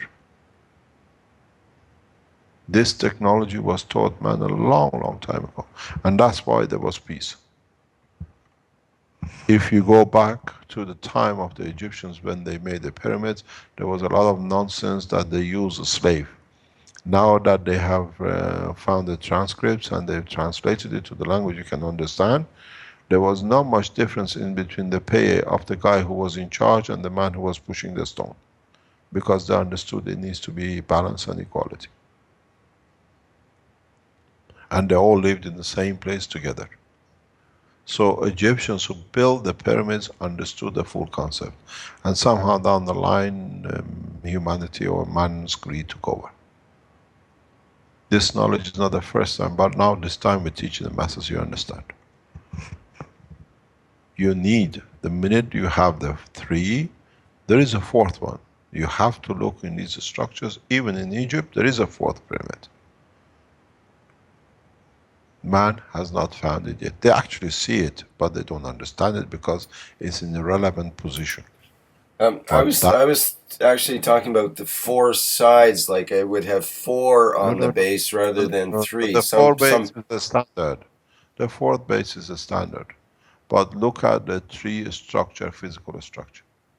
When you put a 4 base, 1 top, you have a weaker structure than the 3. That's right. The prime structure would be 3. That would be the first structure that's 3-dimensional, is a 3-dimensional pyramid from a 2-dimensional triangle. The 3-dimensional pyramid, 3-side pyramid, the way you do it in your reactors, it is one of the most advanced ways of doing it. When you go to 4, you have losses, and these were what are called, let's say, 3rd-generation systems. But at the time when the knowledge was given to the man, they were very advanced, and they understood it. And if you find a 4th structure, you have 3 bases. 3 line and 4 reactor line systems are connected to the soul of the creator. And for man it's too far to understand at the moment.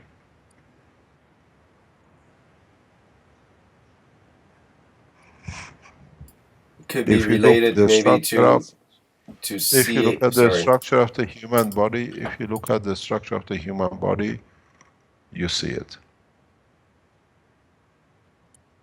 Mention CH3 and CH4 might be sort of one way of looking at those structures. There's a big difference between the two, but there's only one atom difference, but it makes a big difference. Look at the plasmatic structure of each and understand why CH3 is more towards color of orange reddish.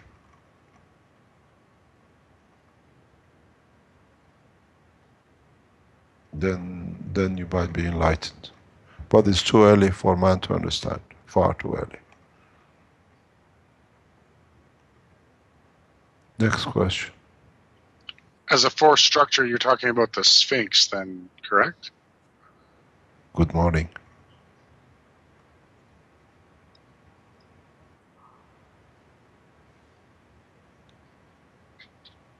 Okay, thank you, Mr. Keshe. Rick, I did want to get to Ivan, and I know it's running a little bit later still. So could we do those that question from Ivan? Have you got it in writing, or I want to ask There's you? he sent a link here. Let me get the pictures lined up here for you, and we'll try to go through it as efficiently as possible. Where is it here?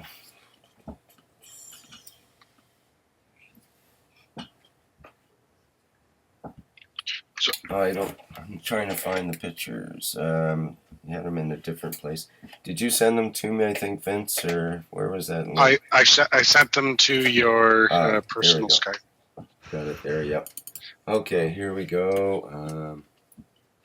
So just get that lined up. I just wanted to share my screen here because, of course, I have the pictures of the pyramid and the Sphinx up to do with the positioning of them. Okay, well, I've got the video, the picture, first picture JPEG from Ivan up on the live stream. Should come through any second here.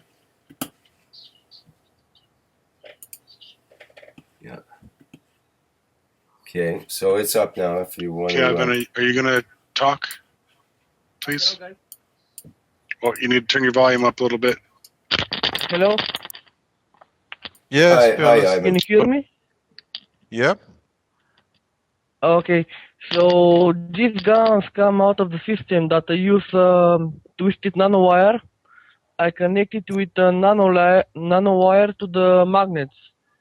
And the strange thing is, when I put it out, it was looking like this, like copper oxide. But in the next picture, from the next day in the morning, it became green. So it was very, very strange reaction. It's still the first one.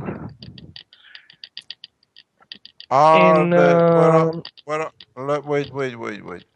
Are those plates? Yeah. No, this is not plates. I have the system there also. I send the link to it. And where are the magnets? This is the material in the next morning. Yes, It you was have a, blue, you see, and yeah, then in the morning it became look, green. yeah, but you have magnets underneath? No, underneath. I connected that to magnets. I sent one more link to... Yes, you can see. Okay. So what happened? In what 1 happened week, with? Yeah. So when I start the system, the water became white, like you see it. It's the same all the time. And at first, my nanowire was completely black. This that you see that is twisted. And in 1 week, it became like this, partly black, partly not black. And at first, in the bottom, I couldn't see any material.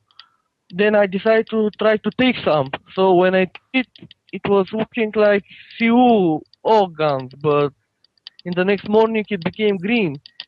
And I can see some particles of black and some particles of copper, I think. But you put the and the magnet is material, the you put the material out of its place to a new container. yes. You change the environment, you change the condition. Understand what you've Yeah, changed. I just got the guns out and they change rapidly. Like I never seen Yeah, guns to change like this. because what happened, just stop. If you look at the wire in the jar, it's back into like copper. Yeah? What I see Yeah, in your some part. jar, yeah, it's not black anymore, it's more copper and black. Yeah? Yes. So where do you think that nano coating has gone? The Yeah, I condition think you it had went to in the your, bottom. yeah, but you don't see that green, do you? It was whitish, or is it greenish at the It bottom? was whitish, then it come blue, and then come green, and I can see the black particles also now. So this is your GANS material. Because of the twisting you've done in your wire and the way you have set it up, in the jar, in that environment, you had an environment that you could keep CO2 near enough. When you changed it, because there were nano copper oxides or nano coppers in the mixture, but you could not see it, they stay as a transparent. Then when you change the condition, the copper oxide became copper oxide and it showed itself that way. But when you change the environment again, or the environment around your lab, or in the environment around your container was different, then they become a different GANs. You change the environment and it's surprising to you, but if you go back to the origin, these are all the nano copper which were on the wire. Mr. Keshe, I think there's a magnet inside there too, wasn't there, Ivan? Doesn't make any difference. Yeah, if there's a that magnet keeps the condition at the CO2 level, most probably. the magnet will be deteriorated by the salt water as well. I found that I had a magnet in salt water and it basically came apart after a while. So you have nickel plating that comes off, and then the neodymium, and then iron, all sort of in order. But what he sees as a green, he has delayed the time of transformation from the detachment from the cup in the jar to the time in the container. That's all it is. So now that they're in an environment that has come out, there's nothing strange about it.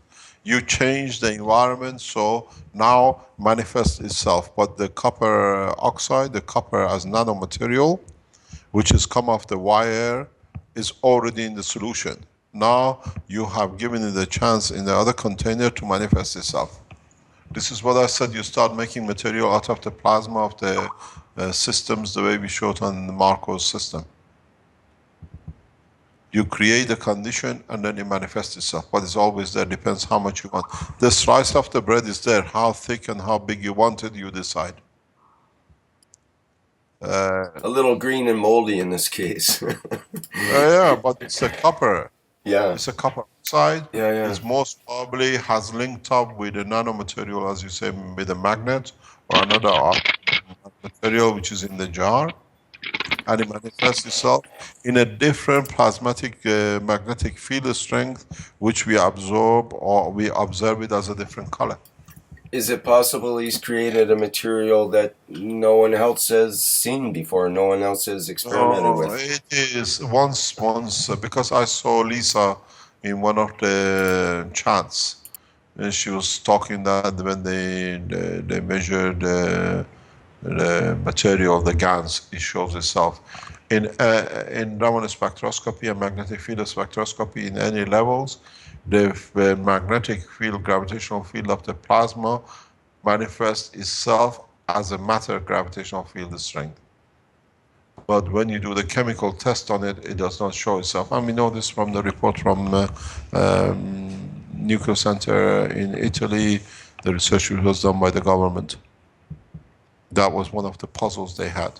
So it may not show up in the test that way, but could it in fact be a new material that hasn't been experimented with before? These measurements are well known. We most probably, You got to realize the gravitational magnetic field of this planet, which dictates the boundary of the elements which can manifest in it. And because you are using the materials from this planet, you cannot manifest more than what it allows. There are So I certain mean, more materials we can see, but we cannot see anymore. so the green, say the green GANs as a, for example, we don't often see it sort of as a bright green like that. Could it not be some new material, or is it just another recombination? No, Not let new, me not a new explain to element, you. not No, a new element, but a no. new combination that might It's a have new particular combination qualities. of the plasma which you haven't seen. It's most probably, let's say, you had a nickel coating, or you had a, what do you call it, a different mixture of nickel and zinc on your magnet, which released its material and is given conformation, because look at it, the jar is not the forward straight single wire. It's twisted. It's the same as what Eric showed. So every twist you put in a gravitational magnetic field, you create a different environment and energy field force. And realize when we say energy in our terminology is magnetical gravitational plasmatic field force. Then you understand most probably he's added to the mass of the plasma, and that's what we get. Most probably, most probably what has happened, why we see it in this color, is because the gas of CO2, magnetic gravitational mass, is added to the copper. And then what you see is not CuO, you see CuO, CO2. Or Cu, CO2, or CO3. Now we see a composite plasmatic molecule structure. And we all see this in open anyway. And that's why you go to different states. Yes. The color of the plasma shows its mass. And in a coming time, we will make a chart like this in the foundation. That when you see a material, you know what it could be. Instead of having the periodic table, you go by plasmatic magnetic color shape. Immediately we can recognize it. And there are billions of them, it's not the few. This is how you understand. So a color is an indication of strength. Yes. Yeah, it's a strength of the mass, center mass. Because it's a center mass which decides the color, because how much it radiates at that point. And then you have environmental condition which you have to add to it, because you can release it, but in different environmental magnetic field compression, as a plasma energy, you get the same color, but in different field environmental pressure. This is how you recognize your 3P GPS in the space. Each position has a field flow mass, and you tune to that mass. It's like you say, I see you at the fuel station on such and such a highway between two cities. Then you both know where you are, but there is no city, but you know there's a fuel station there. This is what is to come. This will come with the collaboration with the setup of the new university, and Professor Lutzi and other scientists who are collaborating, and French scientists. There are a lot of them who are just coming in to complete. I know 2-3 professors have already resigned position. So there's a question. Start. We have to add to the knowledge. We have to calibrate it. Right, just a quick one about the black GAN. So black GANs should be a heavier mass? Black GANs is in the nano state, is not a GANs. When you find black material at the bottom of your pods, is still in nano state, matter state. We see a lot of it, it's very common. A black GANs is the state of the black hole in the center of the universe. What you see as material black This is a plasmatic of, what do you call it, Coulomb's barrier of GaNs materials, which they detach as one lump sum. In fact, they are still in a GaNs state. They're in a nano state and not in a GaNs state.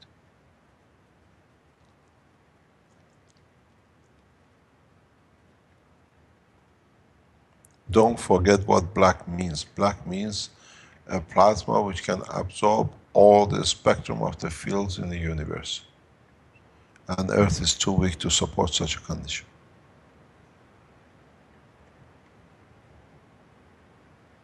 If you had such a thing in your jar, the whole planet Earth would have gone into it, because it's that powerful. So what you have is just a nanostructure in the molecular attachment. As what they've done, they reposition themselves from the copper wire into the liquid. We see it, we've seen it all the time. They have a Coulomb's barrier, but internally they are matter state, but in the nano state of the matter. They have not converted into the GaN. Next question. The next question, I think you had asked about the recent announcement by China and the, I can't remember his name, Zhu? I'm not sure. I'm sorry, I can't pronounce it. But the recent television program from China describing the MagRev technology to the Chinese on public television. Can you explain that a little bit? I've just seen this myself recently. Lisa tells me this is from last year. Apparently it just come to Elia and it was passed on to me, or somebody has put it up. These scientists, Professor Zhu, these are the people who were the backbone in introduction of the technology to the government and apparatus of the Chinese structure, as far as I can understand. And these are the people who understood the technology, and books have been given to them for peer reviewing, as well as been told by Mr. Chu. I don't know how it's been done or not yet. But these are the scientists, as I understand, were studied the technology on the principle of its use and application in recommendation to the central government by the leadership. And this program goes on the back of what they've done, and that's why you see different kind of development in China. Is by what do you call it, by what these scientists have put available or made available in understanding the technology by the leadership. There will be more coming out of China. We are working in different direction with the Chinese, which will be disclosed in due time. At the moment, a lot of governments want to sign a non-disclosure and agreements of non-disclosure that we don't disclose anything, but the thing is we are so transparent, how can you not disclose? We had the same situation with the Japanese government in signing an agreement with them. And it came down to one page, a few lines, just for keeping people satisfied.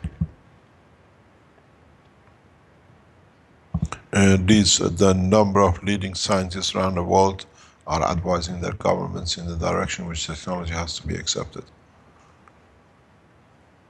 Now, with what we've shown today and the past 7 days, and what we have released, we are enforcing the technology through common man. I'm sure very soon Professor Luzzi in Italy and the university here, and most probably with the way Sohail is working in China, and we see collaboration now starting directly with Japanese, the new dimensions will be added to the science of man. Because it's physically there, you use it, you cannot deny what you have in your hand. There are a lot of unrest among top scientists around the world in respect to what is being released, because their position has been compromised. A lot of the nanoscientists have been discredited in the past 2-3 months internally by nanotechnology and scientists, because they realized they've been tapping into Keshe Foundation free knowledge and registering and trying to patent technologies on their own name as their own discovery. So, as I said to a patent officer very recently, every nano patent on which is registered by European patent, world patent, is invalid. So anybody sells your technology nano based, you can copy it because it's a free technology taken from the release of the knowledge we did with the Keshe Foundation. Even as the recent as in Farnborough show, which the company in England confirmed that they have a nanomaterial which is 99.9% absorbing all the light. This is technology which is taken from the Keshe Foundation. They just tested it and they confirmed it, but they tried to register as their own development. I also note that Iran recently became number 7 in the world from number 8 of publishers of papers on nanotechnology. They are now rapidly rising up. They were 10th a couple of years ago. They've gone up to 8th and now just 7th recently in the world in nanotechnology. The thing is, if we release a paper, which we have done about nanotechnology, and release it on the Iranian government, scientists, publications, Iran becomes number 1. But the position is irrelevant. How mankind receives the knowledge is important. And as I said before, a lot of success in nanotechnology in Iran goes on the back of the achievements of Mr. Sajjadi, and the Iranian ambassador to Moscow. He is a very big supporter and is a highly intellectual person in that level. He's a scientist at the level of ambassador. And as I said before, he was a scientist who attracted me back to Iran for development of the technology. And there's a solid core of nanophysicists and scientists which they collaborate between both nuclear and the nanotechnology for advancement of the technology. And Mohammad Sajjad is one of the flag bearers for this development. One of the advantages which is now we will come and show has been the production of 20,000 plus RPM centrifuge system for medical application by Iran, through the back of the nanotechnology and the nuclear industry development. And in a very simple way, I've been told by Arman that the small reactors, tiny ones, can go up to 18,000. In conjunction with the plasma created at the high level, as I said, you will see new attractions with this system. Because we passed the barrier material level into the plasma and into the transition level very soon with these high speed reactors. But we have to see how fast and how high we can get these reactors rotating. That'll be a challenge for my ping pong balls. They've been up to 10,300 so far, so I'm up for that. I think we have to measure what we can achieve in the small reactors. Yeah, we have to get more in the serious system. I don't know if the ping pong balls is serious enough for that. Actually, the ping pong ball is one of the best things you have ever done. Well, because actually, you're knowledge to the level that every man can have one. You know, our reactors are very looking sophisticated, expensive.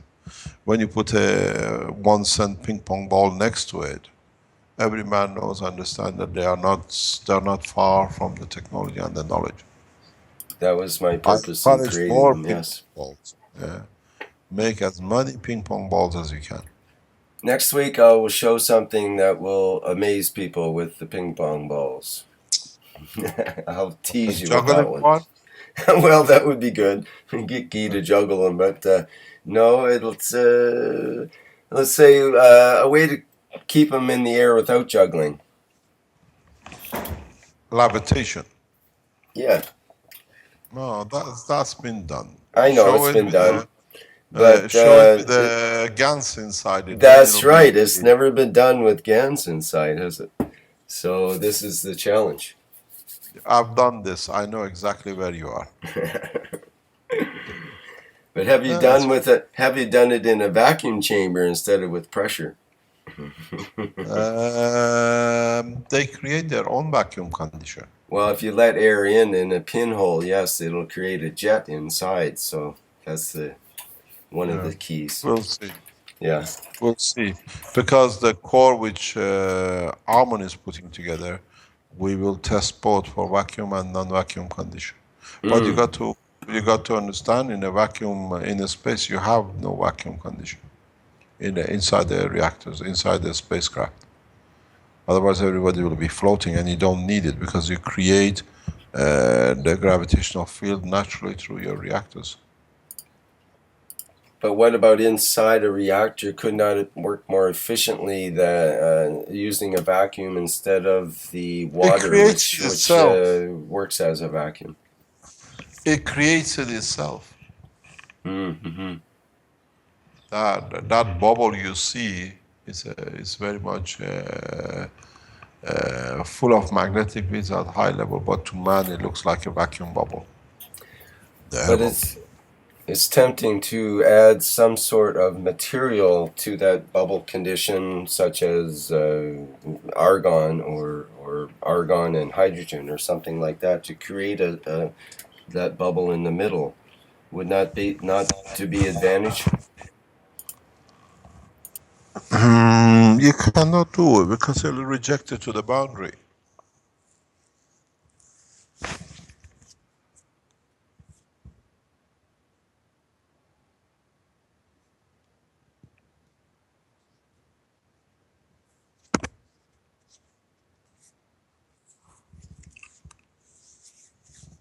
Next question. Is there another question, or shall we call it a day? Well, We are nearly 3 hours into this. if I can ask the question I was trying to ask. Oh, Lord, we forgot about you. Good morning. Where are you? You have the sound In on there. Canada. Are you in Canada? No, I'm in Canada. Oh, yes. Yeah. With meters now around. Different condition. You sound different when you're in Palma, very cheerful, and when you're in Canada. You freeze up somehow. Yeah, well. I hope it doesn't happen to the brain, huh? No. My brain is boiling right now. I'm trying to have some fun here. Yeah, maybe that's part of the health workshop also, but what exactly the pain patches does with the nerve and the pain itself, maybe Elia can help us with something like that. I think we explain that in a workshop when we release it, because people have to understand it, what it does and how it works. Once we release the pain pad, we'll put a part of the program especially for it, in how it does, how scientifically we see it as a matter level and how we see it as a plasma level, and how it works in a level of the body of the man, than in the, what do you call it, as a field flow plasma, not matter state. I imagine it's something as a bridge between one end of the nerve and the other. At least I try to explain it myself that way. Bridge with what? Can you explain?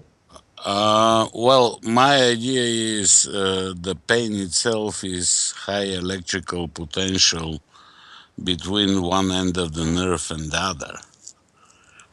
And this pain patch works as a bridge between both of them, so levels the electrical potential and the pain is gone. At least that's what to my experience. No. Let me explain pain from a space point of view. Pain from our point of view is when electric charges are released by the conversion of the carbon from diamond structure to graphite. So the information which comes continuously from the brain in an electric plasmatic condition comes and discharges into the matter environment, or what they call it, gas environment as a matter. And it's a continuous electric charge, is a discharge. This, if you want to translate it, is that when we get amputation, the nerve, the end of the nerve receives the information in micro, nano watts from the brain. And as it has nowhere to go back up, it releases it into the environment of the gas matter of the plasma of the muscle. And that discharge of what do you call it, magnetic gravitational energy manifests itself to us, reflects back again to the brain as something it doesn't understand. We call it pain. With the pain pads, we change at the position of the information transfer back to the brain as pain, conversion of the carbon into diamond structure. So you bridge the gap, and in that process, then the what you call the waste process system of the body removes what you call the excess, what you call lactic acid and the rest. All we do in this process, we add to the plasma, which that plasma changes. This pad just happens to be in the right magnetic gravitational field strength of the conversion of the amino acids from the conductor to a resistor. And that's why it's so effective and immediate.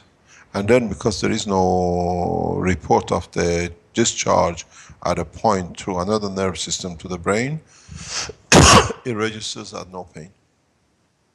This material coincidentally happened to be in that field strength. We have a few materials in that way. Over years of research, I have found out how it is the composition of it, and now we release it.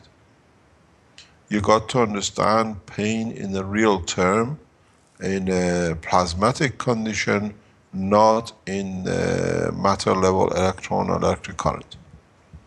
All it happens, what pain is the energy which comes from the brain through neurosystem, which is released in the plasmatic condition, and then is reported back by another nerve back to the brain. Even using different layer of the same nerve system. So it's the release of energy in a plasmatic condition, which then is too much, and it goes back to the brain as a pain. All we do in these pads is we create a condition to transfer the energy release as a gravitational magnetic field by these pads is equal and just enough to switch the carbon structure to diamond structure, from graphite to diamond. That's why it's so effective and so rapid. It does not do much with the structure of the physicality, and it cannot be used for any other ways to be abused. Because it again goes back to the peace process. When it's happy, you have peace. When you understand there is no need, there is peace. And that's all it does.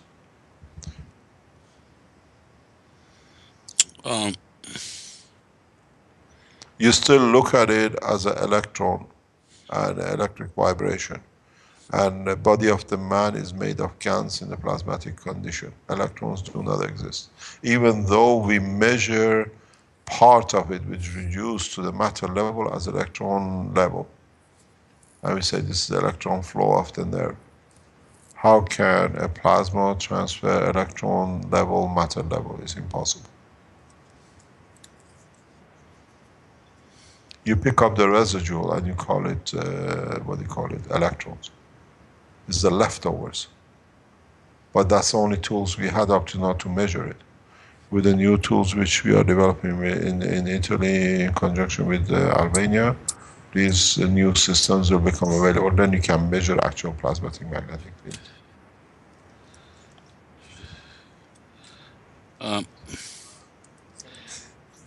Is it possible, I don't know how to say it. Okay, I'm gonna start with example, like with the cancer patient, I tried these parts. We need to cross. 2 pads. No, you cannot do. Because the cancer information is information given from different part of the body. No, I'm not talking about the cancer. She dropped the morphine, so that's the good part of it with the pain patches. But at a certain point, we needed to cross 2 pain patches to kill the pain. You Maybe have that's to realize the structure of the pad. The crosses are made already within the structure of the pad. You maybe understand? You because don't the need to area cross was too it. big or something. No, That you don't need to cross it. In a way you can wrap it, but you make it the same. The field is constant. But the way these pads are made and the structure of the pad, the crossing of the fields is already dictated. I have systems, I built systems which can cross the whole body of the man. But these pads have certain field dimension, and when you wrap it like around the leg, you create the bone has become the center point like a black hole, and the rest fills in. So it's very effective, very rapid. I wanted to note that Ludmill's pads are nano-coated plastic, and the ones that you're talking about, Mr. Keshe, are different materials. Is that true? And would that affect the the way that the body responds and the way the pain might be dissipated, or is it the same basic effect? It's the same basic effect. There is, when you use, let me rephrase it. Nanomaterials are magnetic field balls. But you have to go a further step down in understanding their interaction with GANs, what you put in it.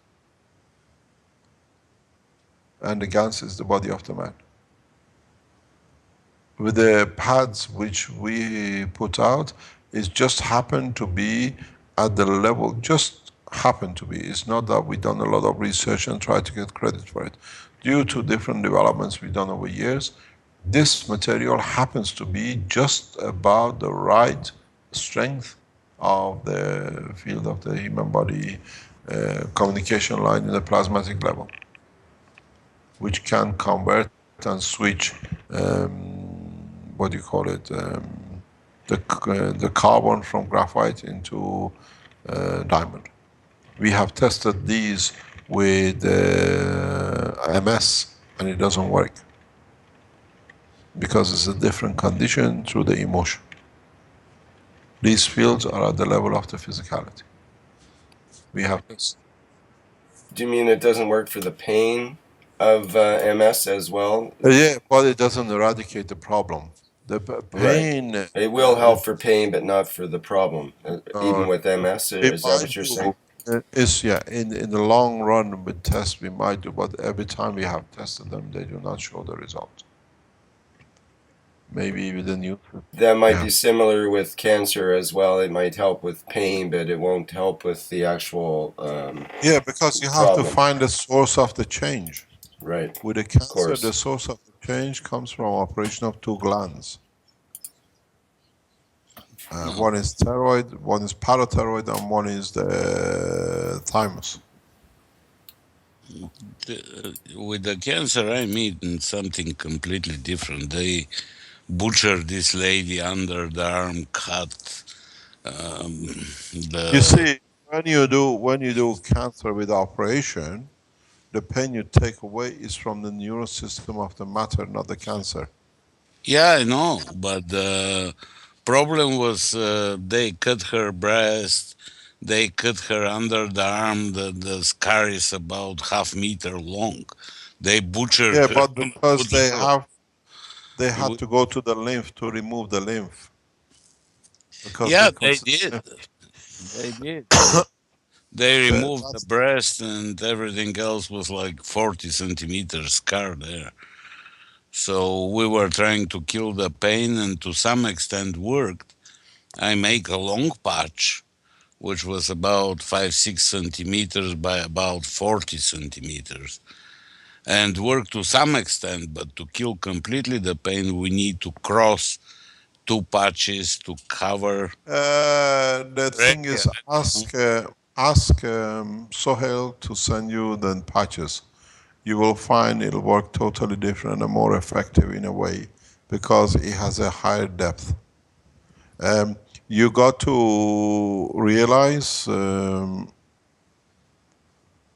lot of pain which is felt by people, especially with the breast cancer or prostate cancer removal and ovary removal, is a psychological pain that there is no physical material for it to remedy it. Because it's the essence of not being complete as a being. Even though you get at the age of 60, you still hope that you'll be able to create life. And then you have to breastfeed it. It's very much, I call it, I was explaining to Armand about the Jewish shoes. If you see, sorry, I'm half Jewish, but I always talk about it because it's in the way of mentality. If you look at the people about 50, 60, 70 years old in the Jewish people, they have a loose shoe in their foot because they always buy one size bigger in case the foot grows, they have a shoe. You understand? This is the psychological belief of man that it still have a place for development. And a lot of psychological pain comes with the removal of breast. Is that it's not a physical, it's a psychological in feeling a lack of being complete. And you cannot replace it with any pad. Psychological cups we develop, they do work to extent. But the point is that a body, a person strips every day or night to put clothes on, to wash, and they feel it. And they cannot change it. Pain is psychological. Whatever you have achieved physically, you have achieved. The rest is a psychological, which because it releases energy, that energy, that plasmatic magnetic field transfers to the physical part of the brain, and it has nowhere to go. And the feeling, the pain is actually, it's felt in the brain itself, not in the organ, but because it's where it was destined for, you feel it at the breast. It's very simple, but I've done a lot of research into this a long time. That's why psychological cups are backbone of a lot of work we do.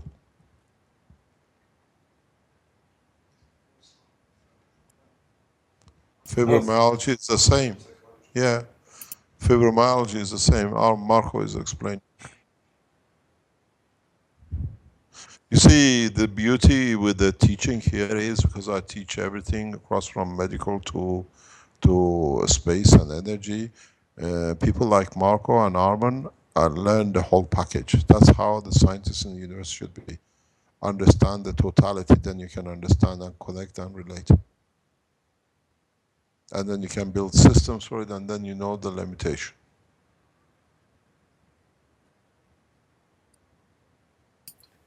Okay, Mr. Keshe, I think we should probably wrap things up here unless you'd like to carry on a bit more. It's well over 3 hours now, so. Well, thank you very much. Okay, thank you very much indeed. We'll see you tomorrow in the medical part. It'll be very nice, I know.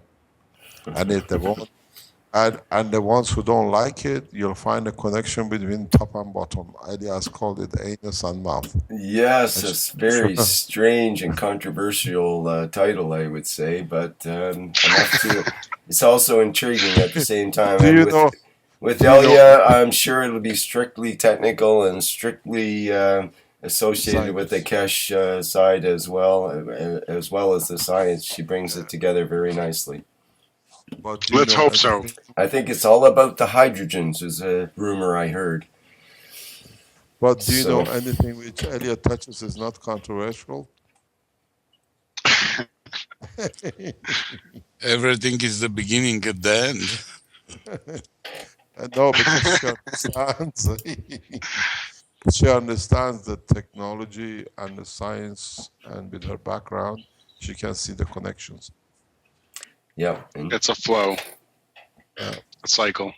Okay. Thank you very much. We'll see you tomorrow. looking forward to it. Thank Thank you, you. All the Keshe. best. All the best. Thank Bye-bye. you, Mr. Keshe. Thank you. Bye-bye. Thank you. Bye. Bye-bye. Oh, yeah. Okay, that ends the 46 Keshe Knowledge Seekers Workshop. Once again, thank you everybody for attending.